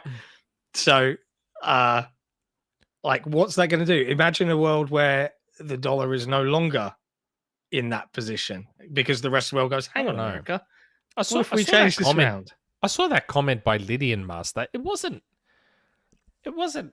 anti-Trump. Like, in the end, the tariffs are hurting us. Like, we're not saying he's literally, like, dude, he is defaulting straight. Any criticism, can't handle it. Ugh, get your politics out of my game, bro. We're talking about a very real. I'm just saying. Like, I'm trying to be diplomatic here. Like, because there's no criticism allowed. Not allowed to. You can't tell us I love all this anti-Trump gamer political talk. That's not actually what we're doing. We're actually discussing the tariffs and how they're affecting prices and pricing. It's not so much anti-Trump per se. The tariffs are a reality, mate. They're a reality, whether we like them or not. They're a reality, and they're gonna mostly negatively affect a lot of people. That's not anti-Trump talk. It's discussing the reality of the situation, bro. How dare you? Like, it's not saying, oh, fuck Trump. We started this discussion with me saying people tried to blame Trump for the $500 price, which was wrong. If it was anti-Trump talk, I would have joined that chorus as well. Yeah. But I didn't. It's talking about the reality of the situation, man. The world has become so hilariously, stupidly divided. Like I said. Yeah, but that goes both ways, though. It does. I completely agree. The left are terrible for it. You know, like, yes, hey, if you don't pass this exact purity test, you're shit. Do you know what I mean? It's like, come on. The reality is... We've talked about this before. No, we've talked about this before. I remember 2016. Oh, not sure if... Oh, hold on. Coffee. Yeah, the coffee came. Coffee. Like, I remember 2016. I remember if you said something like, oh, not sure I'm a massive fan of Hillary. Oh, so you're a bigoted right-wing racist, misogynist bastard. Hold on a second. Calm down for a bit. I remember those times. So the reality is, and let's move on from the political stuff because, like, it's not fun to talk about. It's unfortunately but I read his over comment in the chat lives. and I just took issue with that comment because I don't think that's what we were doing. The reality we were discussing pricing and the tariffs. Yeah, we were. But the reality is most people are pretty central and they go left in some places and right in others. The problem, and I'm sorry to say, it's happened in particular in America, is it's become almost like a team sport. And it doesn't matter extremes. What it's the those two extremes do. You have to be on that team. There is no left in America. It's center and right. As someone who lives here, there is no left. Yeah. There is no actual I'm left. just talking about the extremes. Like in the space we live in, forums, Twitter, gaming, all that. It's the extremes, left and right. Nope. There's not much in between. There's not a lot in between. Yeah. I mean, you have people would call Resetera extreme left, and they are fake left, extreme center. Oh, it's very fake. It's all performative. It's all 100% performative. I'm just saying, this all started from reading that comment in the chat, which I took a bit of an issue with because I didn't think we were doing that. I didn't think. Especially when I started the whole discussion saying, don't try and blame him for the $500 price because that was always going to be the price from the start. $500 with Mario Kart, of course. So don't blame him for that price, but potentially blame him for what might happen now. Yeah. Yeah. Now you can. Post-tariff. Yeah. You're muted. Me? No, this is extremely sensitive. Anywhere near it. So all I did was tighten this.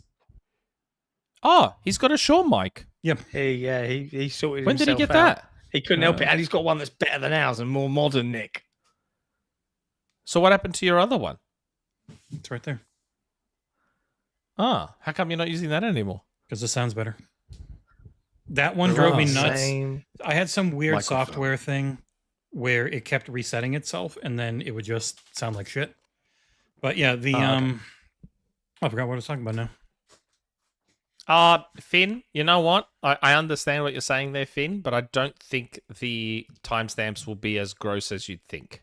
Because to be fair with you, that first Nintendo block, that's just going to be one timestamp. I'm not even going to bother breaking that down. It's just Nintendo Direct games discussion. Nintendo Direct, the show itself, then there'll be another timestamp for pricing discussion. Yeah, and I changed the I changed all questions. that. So that kept changing on the show for you. Yeah. The timestamps won't be as gross as you'd think. Yeah. But yeah, it's God, that was a tangent because I stupidly read that. No, because I don't generally have a problem with Lydian Master. He was in Rand's chat yesterday. I don't have a problem with Lydian Master. I just didn't agree with that specific comment that what we were doing was anti-Trump talk. I didn't think that's what that was. No. Personally. It wasn't. It was anti. These tariffs suck and are ruining These tariffs everything. suck. That's the reality of the situation. The tariffs will suck for a lot of people. That's the reality. Most of the globe. Yeah. Honestly, and I've said this before, I've long maintained that something really horrible needs to happen to the humanity as a whole. I'm not talking like apocalypse, evil pandemic, contagion type thing, but something where the average Joe kind of wakes up out of the stupor and is like, this isn't okay, actually. And then everybody collectively works together again, because everything is so divided right now, man. It sucks. Friends and family Assassin, are divided. When will Nintendo Era become a thing? When I can be full-time. When I can be full-time, Nintendo Era will become a thing. It'll be and a even monthly PlayStation podcast because there's not enough to talk about every week. Even PlayStation Era, to a You've lesser met Nick, extent, right? will become a thing. Huh? Nick knows there's not enough saying to that talk there about isn't every enough week. Nintendo stuff to talk about. I've already got a met Nick. name. I've already got a name for the PlayStation podcast. I've got a tagline for the PlayStation podcast, and I'm still working on a logo for it. I might just have to get pre-dragged to do a far better one. I'm ready to go. As soon as I can go full time, I'm going to start doing my top 5 videos again. I'm primed and ready to go for the moment I can flick that switch and do all that stuff. I look at the but it's- Patreon. If we sextuple, we can hire Nick. We need I am pumped. I'm pumped 25 and ready more to go. executive producers right now. But I've got there's another show that Scarcely Relevant, one of our longtime patrons, would like to do with me that I also would like to do. It's just, I need the time to do it. I go full time. You'll be seeing me fucking 7 days a week. You'll be seeing me 7 days a week, mate. Nintendo, PlayStation, movie, XboxEra, blah, blah, blah. Don't worry. Ugh. What's that? But I mean, I think that's the majority of the news chunk. Wow. Now there's there's still a couple of bits to just dive into. Small things. Just for brevity's sake. ASUS teased the Xbox Yes. branded handheld The with a long-rumored. short CG teasery thing. When will we hear more? We don't know. I suspect that they were avoiding being under Nintendo's shadow. However, that shadow has extended somewhat with all the kerfuffle this week. But I would expect perhaps more from ASUS this week. But it's no longer a looming shadow. No, it's perhaps a little I thinner would shadow. now than- argue it's more shade than a shadow. It's now Yeah. protective shade as opposed to a shadow. Yeah, you I might would be argue. right. Because You they might now be have a right. chance to come in and have a really good price. Do they? And then all of a sudden they can come in and do a bunch of other cool stuff that makes people go, ooh, Oh, this they're gonna- Xbox ROG Ally ain't so bad. They're going to have a lot of those same tariffs. That's Yeah. pricing, though. I'm not talking about just pricing. I'm just talking about as an overall product. They have an opportunity. Yeah, the big thing is so the difference here, and you can almost kind of see it in this outline. So it almost looks like it's hard to tell on this, but when you're looking at it natively, it's not flat like a lot of these are, where it's like a circle, like a rectangle. It's popping out here. So I'm curious, is it actually like Xbox? Yeah, what I understand from certain things is that you can expect this kind of profile of the pad Yeah, on either end of this device. you can see it in the shadow if you look at it natively and not over YouTube. Like it's just there. And then how far is this first iteration of the Xbox OS going? How different will it feel from other Windows 11 handheld devices? The thing is, whatever updates are in it as a Windows 11 device will come to Windows 11 and presumably my existing ROG Ally X, right? The only key difference will be the branding and obviously the Xbox design sensibilities. So I am curious as to what those improvements and changes are and how far along they are, how deep they go, how different it feels. But we'll just have to wait and see. I'm hoping it will be this week though. And I'm hoping Microsoft, Xbox, ASUS, Send me one. Get us involved. We want to try these things out, please. Send me one, please. Can I have one? I'm paying for a Switch. I'm poor. I can't afford the Xbox ROG Ally. I am poor. We have a super chat from the lovely Yes, Scarcely that we Relevant. just missed the timing of. Speaking of Scarcely Relevant, because I mentioned the show that I would like to do with them.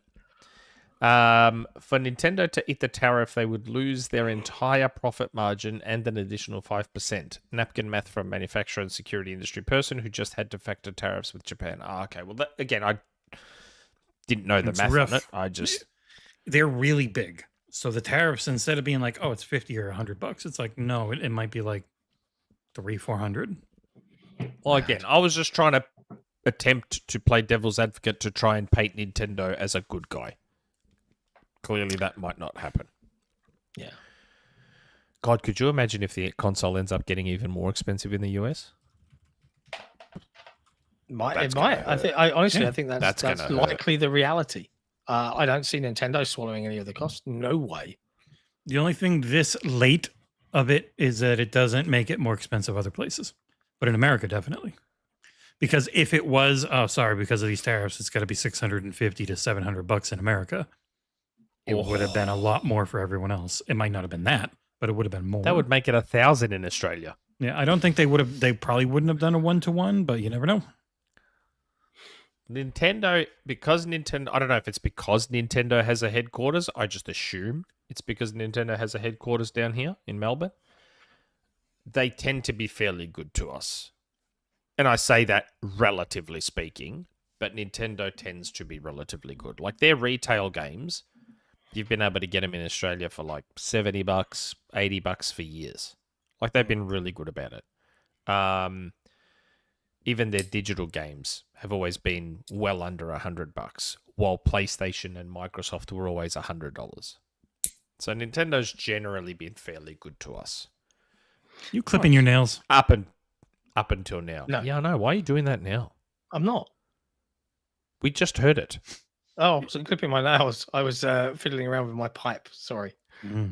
That sounded like you were clipping your nails. Yeah, it sounded like... My bad. Tink. Super chat. Scarcely Relevant. Expecting the price to hit $650 with Mario Kart. Oh, God, that would fucking hurt.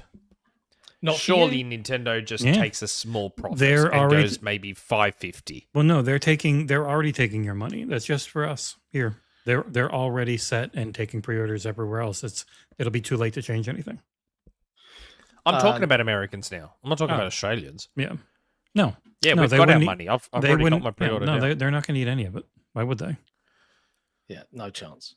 It's too much money. Next, shit. Elsewhere in news, the Minecraft movie. So we're not talking anymore about the ROG Ally? The ROG Xbox There's no Ally? news. There's no nothing. news. Yeah, it got a tease. We don't know. We'll So find out this week. hopefully soon. I guess so. But the Minecraft movie is dominating the box office already. Smashed records with a $58 million opening day, making it the biggest ever for any video game adaptation. This is per IGN. You know what it is? Now- It is the Mario movie. It is the basic hero's journey story in a really pretty package that fans of the series like. Gross. And they've got their Now, animated on that- version coming on Netflix. On that, Nick, like you say, gross. I'm going to take it's half term here in the UK, so my kids are on holiday now for 2 weeks. I've got them this coming Monday for most of the week and the weekend. I'm going to go take them to see the Minecraft movie.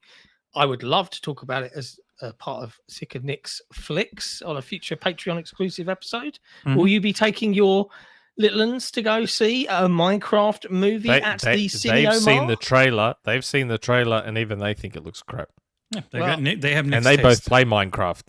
And they both play Minecraft and like Do they Minecraft. play Minecraft with friends? Yes and no. Because if those They do friends both. go and see it and say it's great, then they'll probably want to go see it. They play online with friends, but they also Mm. just play themselves, just, doing their own thing and building whatever. But I've shown them the trailer. When the trailer first came out, I was like, hey, kids. Like, I was trying to act like I didn't hate it. Look, Minecraft movie. And then they watched it, and they were like, First trailer bad, second and third trailer much better. Yeah, the new trailer's fine. Well, My boy. they wants haven't to go see asked us to go see it yet. They haven't asked us. So if they're not asking, I ain't going to take them. And they're on school holidays as of right now for the next 2 weeks. So they haven't asked yet. Yeah. Fingers crossed they don't, because I don't want to see that shit. Super chat from Jay Foley. Super chat. Joe Foley. Hey guys, with the postponed of the Switch 2 pre-orders, I think I'm going with a PC handheld for now before those prices go up. Legion Go or Ally X. If you're Ally going X. to use it as a handheld, the Ally X. If you're not using it as a handheld, the Legion Go. Yeah. The Legion Go, you can get 3 hours if you're playing lesser stuff. The Ally X will get longer. But the Legion Go still has better specs, and like the 240 gigabyte ports make it an actual legitimate, really good home PC. You can ask Brit. Also, the Legion Go is older, so you might be able to find it a lot cheaper compared to the Ally X's resetting MSRP. And one more story you guys are definitely all about. Oh, that's all we're going to talk about? No, there's one more. Yeah. There's one more. Zenless Zone Zero has an Xbox showcase on April 11th. Just letting everybody know. Yep. We don't know much more about it than that, but it's coming to console. They did a little tease on April Fool's Day, and everyone was like, are you kind of half teasing? And then they were like, yeah, we're making it. It's coming out. And and it's funny because we got Genshin Impact. The next game they put out was Honkai Star Rail, and then they put out Zenless Zone Zero. But it seems like Honkai Star Rail has an exclusivity deal, so that one has to take longer. But that should be up in July. Sorry, mate. What? Did you get that DM I sent you? I heard it. I haven't seen it. Sorry. Go look. He wants you to. Oh yeah, I've already got it, mate. I've had it for like a week. It's on my list to enjoy tomorrow. No, we're not gonna break any of these laws. Super chat. Risk it for the biscuit. Risk it. Hi, Risk it. Looking forward to Oscar Allen leaving. And Harley. I can't believe Nintendo sells Connect and Party Chat in 2025 like it's a new idea. That said, I'm pre-ordering today. Wow. And that's what it is. We know Nintendo are being absolute pieces of shit, but you just hand over your money anyway. Kind of like Not Apple me. people. That's what we do. That's what Apple people do. We're like, oh man, iOS is just becoming like Android. Oh man, this iPhone is shit. Here, Apple, I want to buy one. That's what we do because we're all dickheads. I can see yeah. Geordie Jensen in the chat as well saying Steam Deck instead of a Lenovo Legion Go.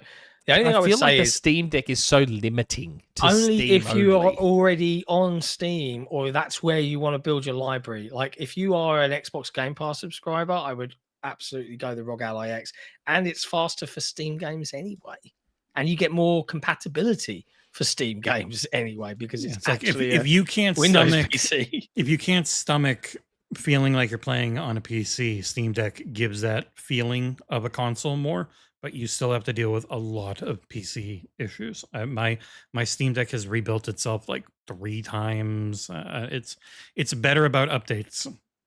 Windows Update is a pain in the dick. It's not great, and it loves making you restart.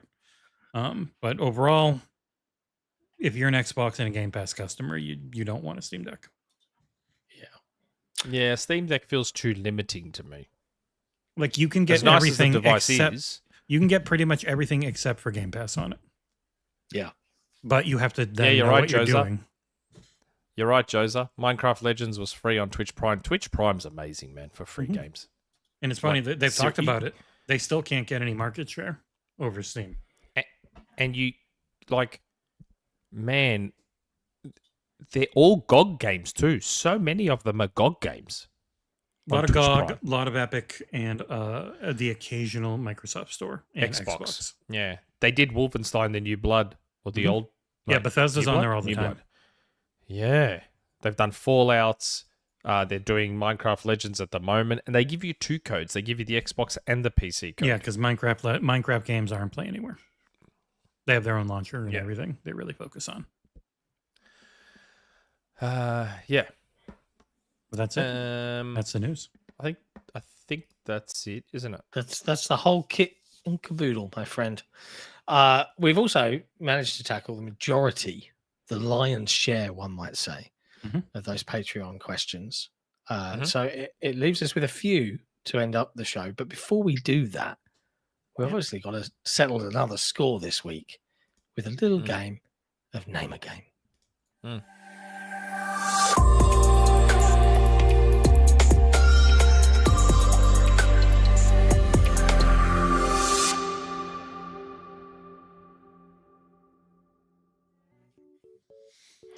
And before I dive into things, I just wanted to acknowledge a wonderful grand benefactor in the chat saying, "Hey, Assassin Entertainment says, hey, what about the Oblivion remake?" What about And there was some rumors it was going to be revealed like on April the 2nd, and then it didn't.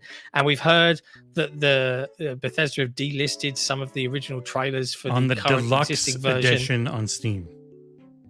And that might be a precursor to an Oblivion remake being revealed, shown off. We don't know. There's not much more to say than that. Nate the Hatehead Fingers said crossed. he heard April. He didn't know if it was a release or a reveal. But We'll see. We'll see. But anyway, now's not the time, my friends, because it's time for Name a Game. A weekly once game John show. actually joins the buzzing. Yeah, I will do. Where Nick and I do battle against each other in honor of our wonderful Patreon community, where we play as champions for them and win them a game code. This week, Nick, I you're am playing playing. for. I am playing for my good friend Visceral. And John is playing for Isaac Gentry. My good friend. Known him for years. You top don't man. know who Isaac is. I know who Isaac. I know all of them. What's his first name? Isaac. Yeah. Yeah, you know. Oh, we call him his Izzy. surname? We call him Izzy. What's his surname? Gentry. But he actually pronounces it Gentry because he likes to be cool. Phalange. Jesse. Hold on, Jesse. John. Hold on. What's the theme Hold on. this week? The theme this week are returning Name a Game classics. Oh, okay. Returning Crying Game sister? classics. In other words, anything. Crying sister? The theme this week, there is no theme. These are all from our first 10 Name a Games. Ooh, okay. Okay. Okay. Here we go. They're classics you should remember. Gentlemen, Halation, Skirmish Matured.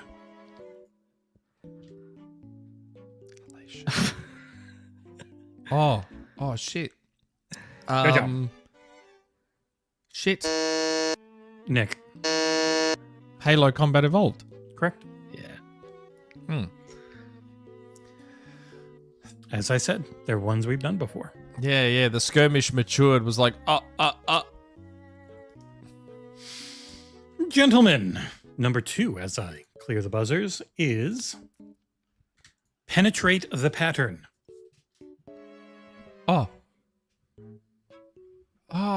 I remember these. Like, Oh my god.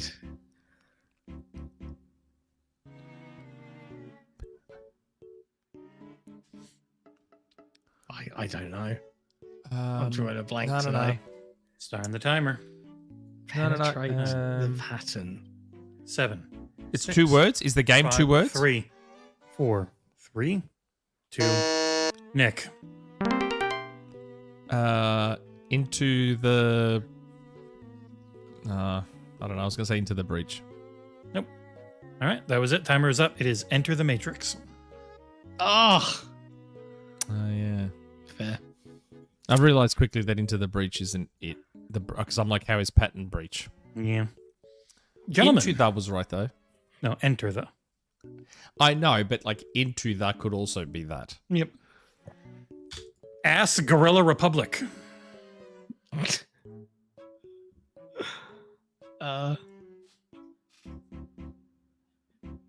Ask Gorilla. Ask Gorilla. I don't know. I can't remember any of these. Starting the I timer. literally can't remember a Hold single on, hold fucking on. Why are you game. going so fast? Ask Gorilla Stopping the timer. Republic. Timer's paused at 4.4. 3.9. Is this 3 words? 3.6. Yeah, of course it's 3 words. What else would it be? No, it's 8 words. Sometimes Nick. you attach things together and Is that Donkey? It's not Donkey Kong Country, is it? Correct. I got better at these as time went along, is one thing you'll notice. But correct. Donkey, ass, Why is gorilla, Kong. Kong was a gorilla. Oh yeah, Donkey. Republic. That's right. Yes. Oh, you weren't getting ass. Yeah, no, ass is a donkey. Yes. Yeah. That's why it was actually the ass that was throwing me. Your ass throws a lot of normally people. doesn't happen. Mm. All right. I'm not going to clear Mine the is buzzers great. because I want Sick to get one. I'm kidding. All right. Oh, I'm Probably so not gonna happen. tired. I'm pretty tired. Yeah. Gentlemen, leading appointment attack surveillance.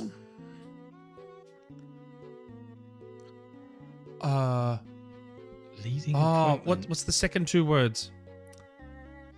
I think Nick's got this then. I haven't. Starting the timer. It's at 3.6 seconds because of last time. You have 3.6 seconds, Nick. 3. Leading appointment attack 1. surveillance. I'm kidding. You can keep going. Starting the timer for real. 9, 8, 7, Leading appointment. 6, 5, 4, 3, 2. Acronym. 1, 0. First encounter, assault, recon, fear. Oh, fair. Fear.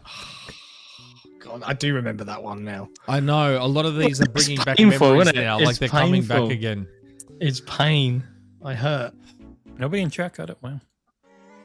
Not having a category makes it tough, but once you hear them, you're like, oh yeah, I remember that. Yeah.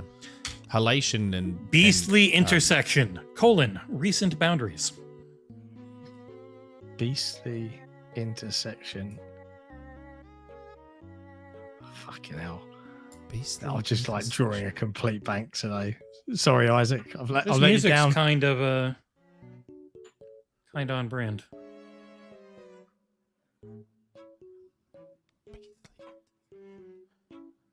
Chat's got it. Everyone in chat. Do we get Everyone do in we get a chat has it. platform? Do we get a platform for this? No. This No. game never got post-launch support, and everyone was fucking furious about it. Starting the timer. This has not had a Switch 2 version announced for it yet.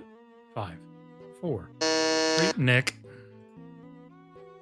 Animal Crossing New Horizons. Correct. Nice. John's not even trying. Well, he said the Switch 2 version, and then I remembered he mentioned the music. I'm like, oh, so it's a Nintendo game. I kept thinking Xbox. Like in my head, I was just like trying to think of an Xbox game. That's why I asked you what platform is this. All right. The rest for fun. Not Good Young Men. Vice City Put Down. 5 words. Oh.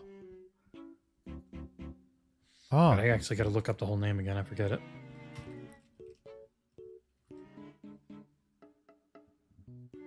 Oh, wait. Vice City should be 1 word. 4 words.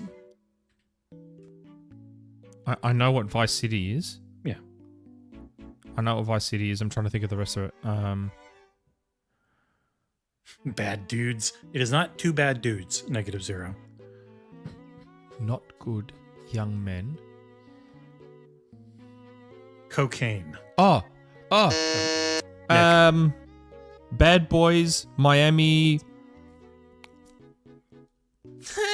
Half of the word is already Bad there. Boys, Miami. You give I. Miami Takedown. Correct. Oh. So competitive, even though it doesn't matter anymore because John is not trying. Yep. It's true. I'm out. Nick, what would be hemorrhaging border? He beat me. Fleeting edge. Correct. Oh, you Right, must have so beat me that by a ties it at fraction of a 3. second. Yeah, right. Oh wait, no, Nick got one, so it ties it at 4. All right. You must have beat me by the most fraction of a second.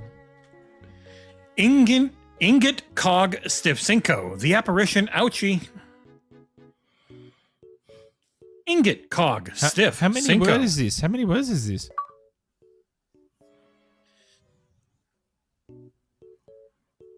So exactly what it looks like. 7 words? Yeah. Jesus Christ. Yeah, check out it immediately.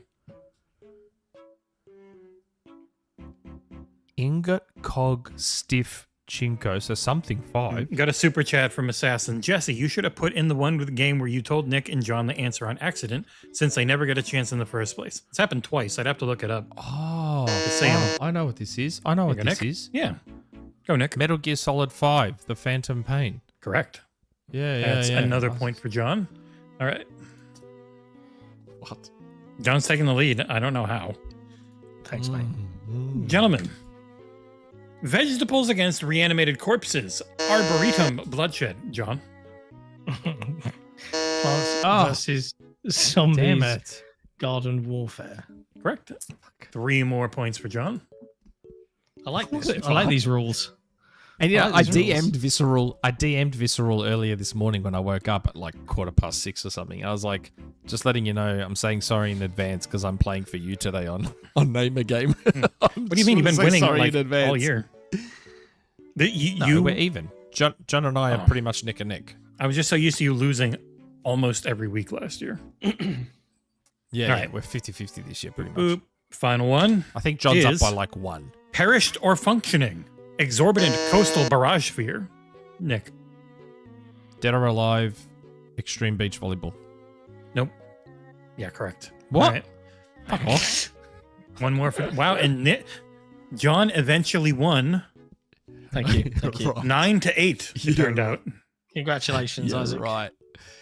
Whatever. Don't say that. Now I have to give him something. I swept him. I swept him massively.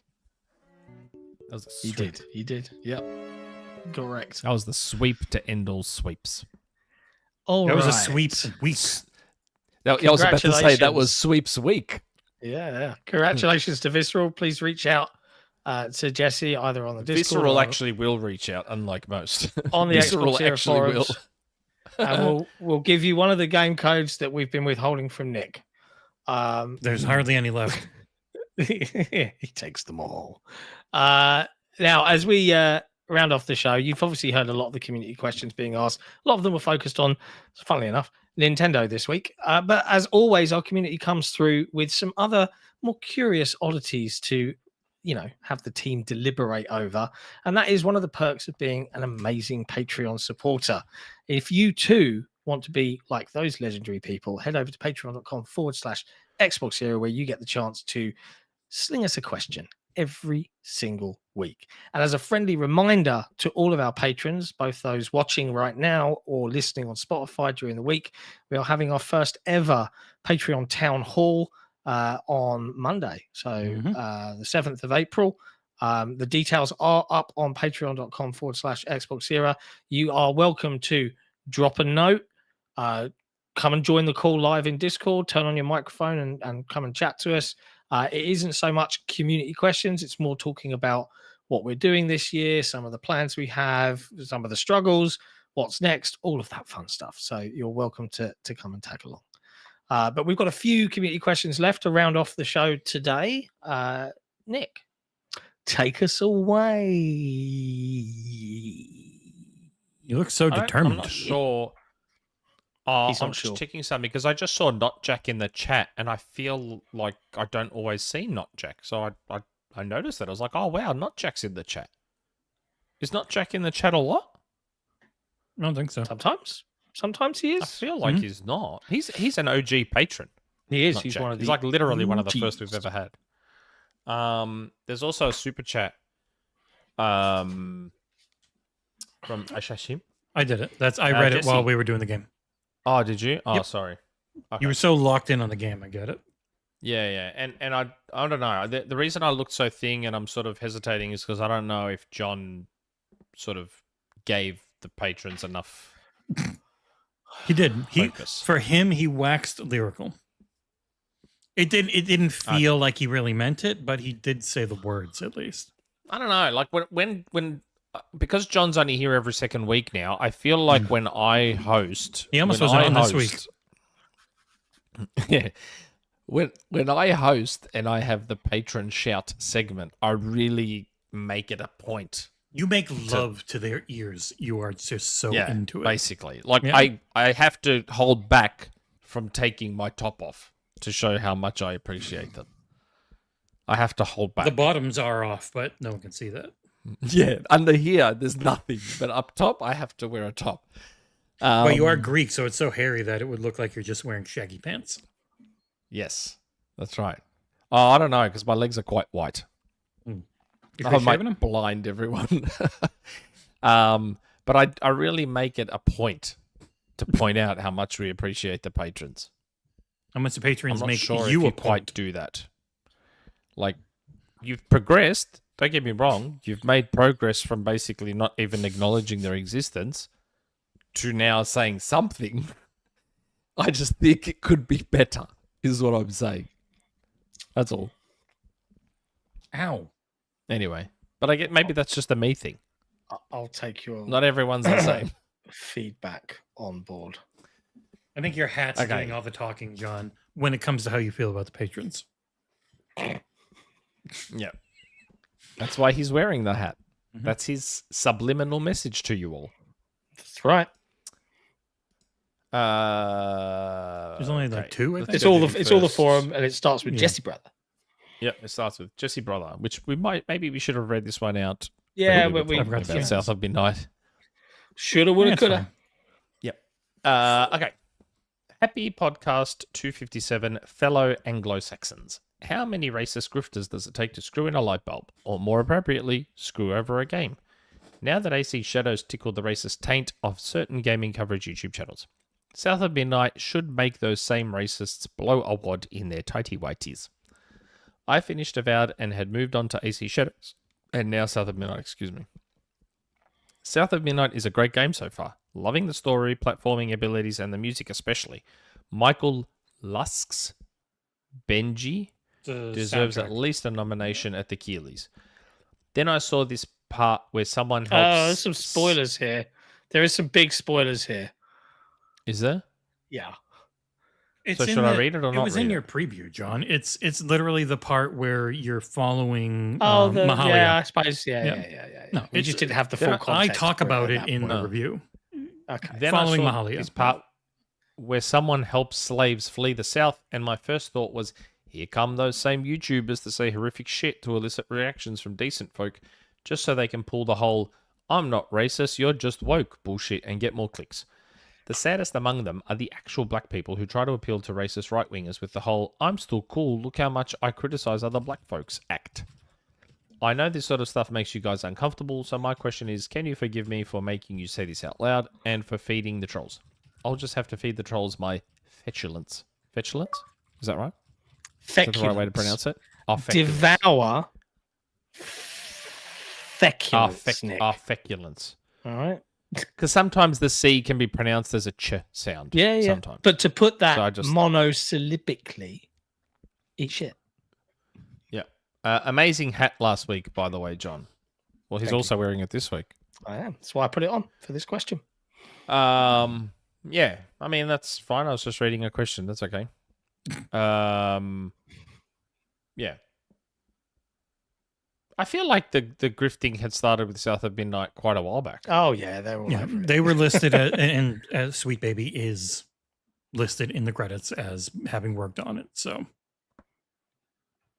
yeah, they've tried. We and have an I don't think important it's. super chat to read. I just don't Sorry. think South of Midnight is it's- as big a game as Assassin's Creed, so it's not going to get as many people, but it has definitely No. gotten some.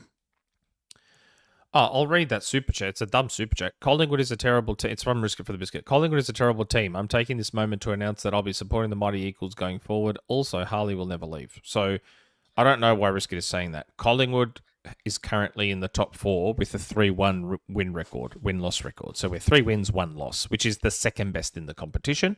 We're not second on the ladder, but we're doing quite well. And we're even doing that without playing overly well. That's how good we are. Whereas West Coast are literally, once again, back at the bottom of the ladder. And there's a young player, so they got the number 1 draft pick a couple of years ago, who has the potential to be an absolute fucking megastar. But he's from Victoria. So he's going to leave West Coast probably at the end of this year and talk about being homesick just so that he doesn't have to play for that club anymore. And he'll come back home to Victoria. Decent chance he'll be at Collingwood, but I don't know if we'll have the draft capital or any kind of trade capital to make it happen.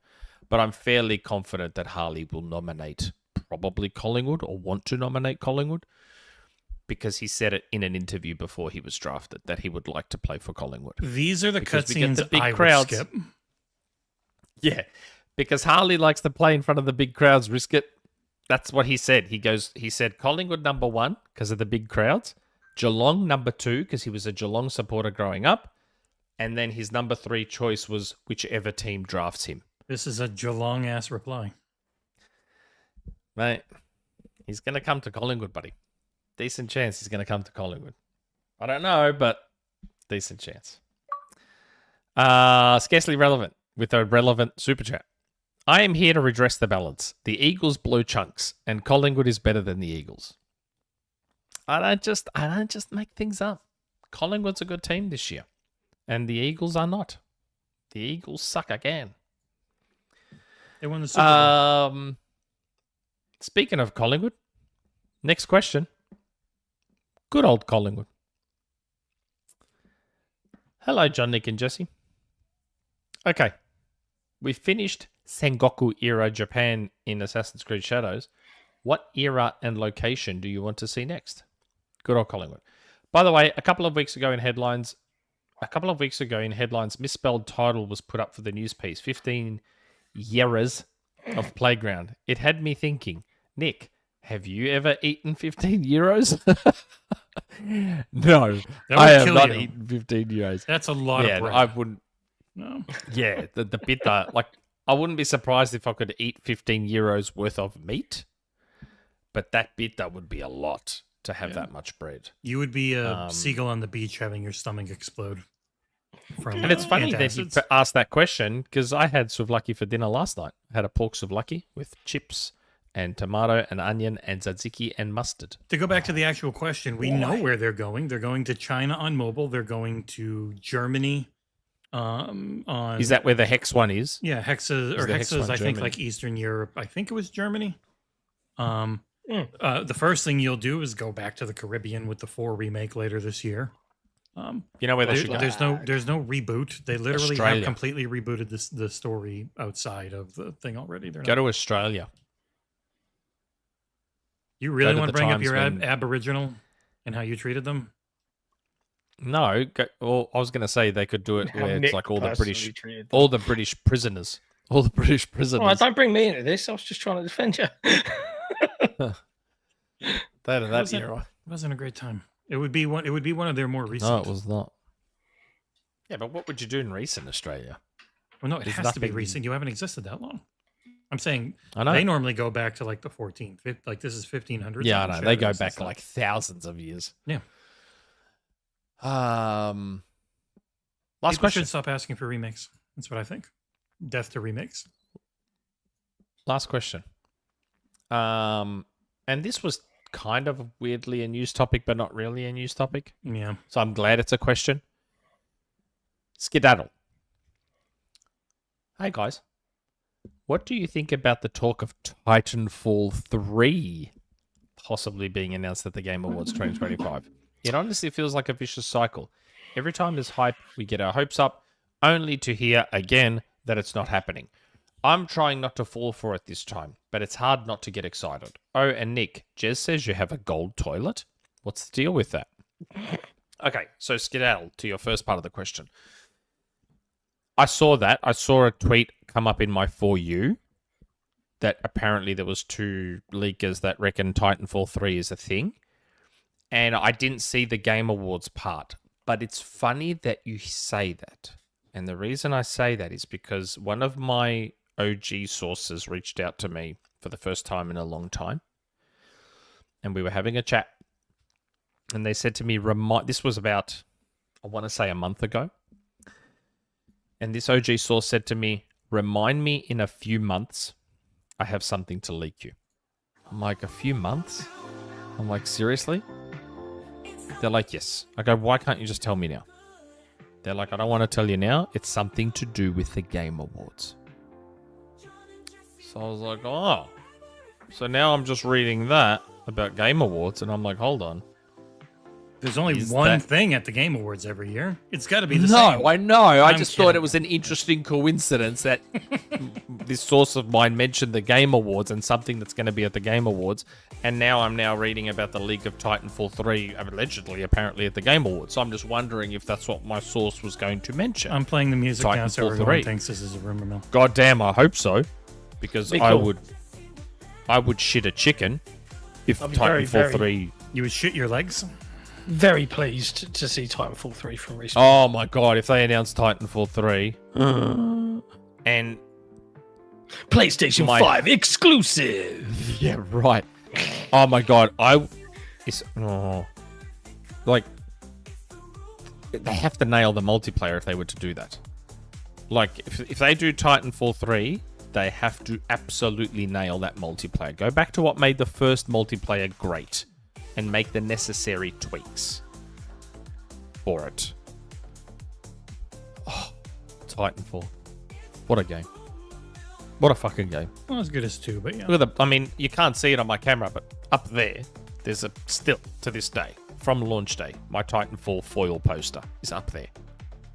It's about to be replaced by a 46-inch TV for my daughter's room. It's going to be like this. Well, her bed is going to be here, so her bed head is going to be there. She'll be looking up at the TV from there. It'll be good. 46 inches, not Jess that says big you- for that far away. But it's the area is too small for a 55. Jez says you have a gold toilet. What's the deal with that? Yeah, I what was is the watching. deal? I don't know. Jez said something about me being a millionaire or being rich. I assume that has something to do with the Switch 2, but I don't know. I'd have to watch all of Xbox 2 to get it. Because they don't timestamp the way I do. No one Where does. I look. I was about to say, surely for all the me not doing any work talk, surely you can admit that my timestamps are industry leading. Your OCD forces you into at least a little bit. Oh, he said all Aussies were millionaires. Right. Okay. So why? Why are we all millionaires? We're not millionaires. I'm definitely not a fucking millionaire. I wish I was a millionaire. If I was a millionaire, I wouldn't be doing this podcast anymore. If I won Tats Lotto tomorrow, if I won the lotto, I would quit everything. Like, I wouldn't work. Saying because of the conversion rates in Australia. I think a joke because you have so much money, as in, I can spend. I'll spend $700 on a Switch too. Whereas, you know, yeah, But our minimum wage is also quite good compared to a lot of countries. Don't start bringing in social services into this. Yeah, let's not get political. goddamn All right? communist. Jesus, Nick. What? How did I do that? You didn't. That's Much the point, like you're you just missed talking- the I joke know. from Jess. You missed the joke from John. It's No, I thought I okay. made a comment around social services. I'm like, I didn't say anything about social services. Minimum wage support. You know, Ooh, Risk healthcare. it goes. Risk it goes. My house is worth 1.1 million, though. Does that count? Well, not really, because the housing market in Australia is a bit messed up. My house is worth 1.1, 1.2 million, but it's not a 1.2 million dollar house. Like, it's just that Melbourne's more risk. It's in Perth, but Melbourne's property market is out of control. Like, it's so weirdly warped and whatever that you're paying top money for not much in Melbourne. So you don't have it. So I just want to come to the chase here. You don't have a gold toilet. No, my toilets are broken. It's like that joke from The Simpsons where the kids find out what Principal Skinner's making, and there's like, oh my god, he's been making that every year. He's a He's a millionaire. He's like, no, Yeah, that's yeah. not how it works. It is. All right. That's Yeah, it. see? Scarcely relevant. Look at these two povs. Mine is around 4 million. See what I mean? Wow. Scarcely relevant's house is worth $4 million. Well, there guys you are go. like- you guys are living the dream. in So Australia. I'm Let's basically go over it. homeless at 1.1, 1.2. I'm effectively homeless. You would Unhoused have in a $4 million comparison. house if you didn't keep buying Switch hardware. That would be the Yeah, maybe. that would be Most the of his rough. house is paid for in Apple devices. Amiibos. It's Amiibos holding up the foundations. That is all of the community questions. So big thank you to all of our wonderful patrons for submitting everything this week. Some really Oh, wow. good. Scarcely relevant said he's a millionaire. Oh, He said, but I am also a millionaire, so Jez may be right. uh, Wow. I didn't know Scarcely Relevant was a millionaire. I'm a millionaire in spirit. Yeah, I'm a wannabe. I'm a millionaire in my dreams. yeah. I dream about being a millionaire. Big thank you to all of our wonderful Patreon community for the questions. I actually really loved a lot of the conversation this week. It was a thorough deep dive into all the things. So thank you, Nick, for bringing across your special flair of the Nintendo news as an expert, one might say. Now, a couple of housekeeping bits before we wrap things up for today's show. Bear in mind that not only are we doing our first Patreon town hall, later on this month, we will be having our first of the subathons this year. This is the big drive to see how much crowdfunding we can get to help cover costs to going to things like Summer Games Fest, bringing you guys as much coverage as we can, Gamescom, and everything else. So keep an eye out for a fun-filled stream. When is it? April 18th? April I want to say? 18th, starting at 7 a.m. Eastern, noon York time, and then we'll be going. So it starts my Just- Friday night. Yeah, just Yes, under mate. 12 hours for because then YouTube Did you breaks. say so we go April longer. 18th? Mhm. Yeah. So April 19th your time Yes. ish, or April 18th Eastern evening your time Weekend, or whatever. basically, mate. So Yeah, that's it's bank Easter holiday. third. That's Easter. Oh, okay. So I won't be working or anything. So I might. Yeah, be that's okay why. to That's do why. it. Because I figured, I actually Yeah, said to yeah. Jesse, Mhm. I think Australia does the same thing we do, so he should have it off as like bank holidays and stuff. So Yeah. yeah, And I'm cool. also then taking the entire next week off as well. Oh, after nice. that to try and finish off all the room movement stuff. That's, And we that's can make good that into a times. stream. You can show everyone your Yeah. entire house, all your kids' stuff. It'll be great. Oh yeah. And yeah, so we'll be doing that. Keep an eye out for that. Next week, coming to XboxEra.com, you can expect a review of Blueprints from me shortly before Commando's Origins, you're definitely doing it. launch. Commando's Origins, I am going to be working on it, I think. And another game as well that's not out towards the end of April. So I've got lots of things cooking. It's nice. Oh yeah, Yeah. Towerborn. Are we not allowed to talk about that other game that we've been playing? We're not allowed to talk about it yet. It's embargoed, What? isn't it? I don't. You just. Oh, Let we me can't say DM it anything to you about on it, but we Discord. should have more Towerborn coverage closer to its launch. we will have lots gonna of have- lovely tower. We're gonna have coverages. cool, not just like another review in progress, something different. Yeah, Oh, absolutely. okay. So we are allowed to mention its existence Oh yes, Yeah. for us. yes. Ah. Because during what have we been playing, I was going to mention it, but I wasn't sure if we were Well, we allowed. can't say anything I don't think we're allowed about to it. give any impressions, so Yeah. that would have been useful. But we could. Yeah, I know, but I was going to say, hey, we're also playing Towerborn. Yeah. But I wasn't sure if we were even allowed to. I will fill you guys in. I've actually got some updates on that when we've wrapped, just to keep you guys in the loop. Not for so. the audience though. See you next time. Not for you guys, I'm afraid. Well, there's secrets. But yeah, keep an eye on the site. We've got lots coming this week. Jesse and I will be back with headlines on Tuesday and Thursday as per usual. Tariff lines. And yeah, also it's half term, so expect some carnage because I do have the kids a little bit more than usual. They're this getting week. older every day. Eventually, maybe they'll be able to wipe their own butts. Yeah, we can all certainly hope so. Until then, Hopefully. may everybody have a wonderful whatever's left of your weekend. Play some video games. Go play South at Midnight if you've got it on early Yeah. access. If not, pick it up and check it out when it releases. It's a good on Game game. Pass It's a in April. solid game. And we'll see you next time, everybody. Love you lots. Ciao for now. Ciao for now.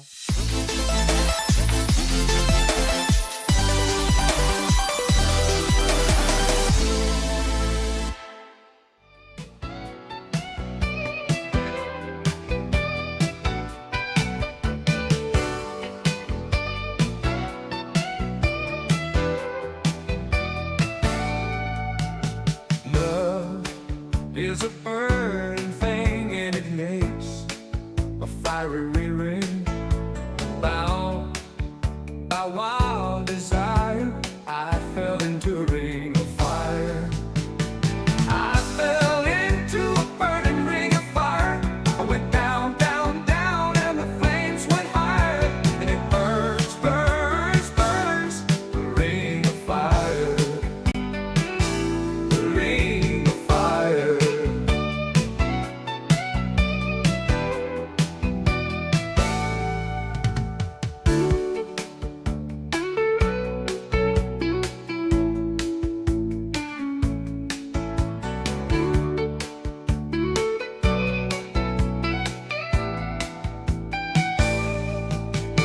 I fell into a burning ring of fire. I went down, down, down, and the flames went higher. And it burns, burns, burns, the ring of fire. The ring of fire. A taste of love is sweet when hearts like ours meet. I fell for you like a child.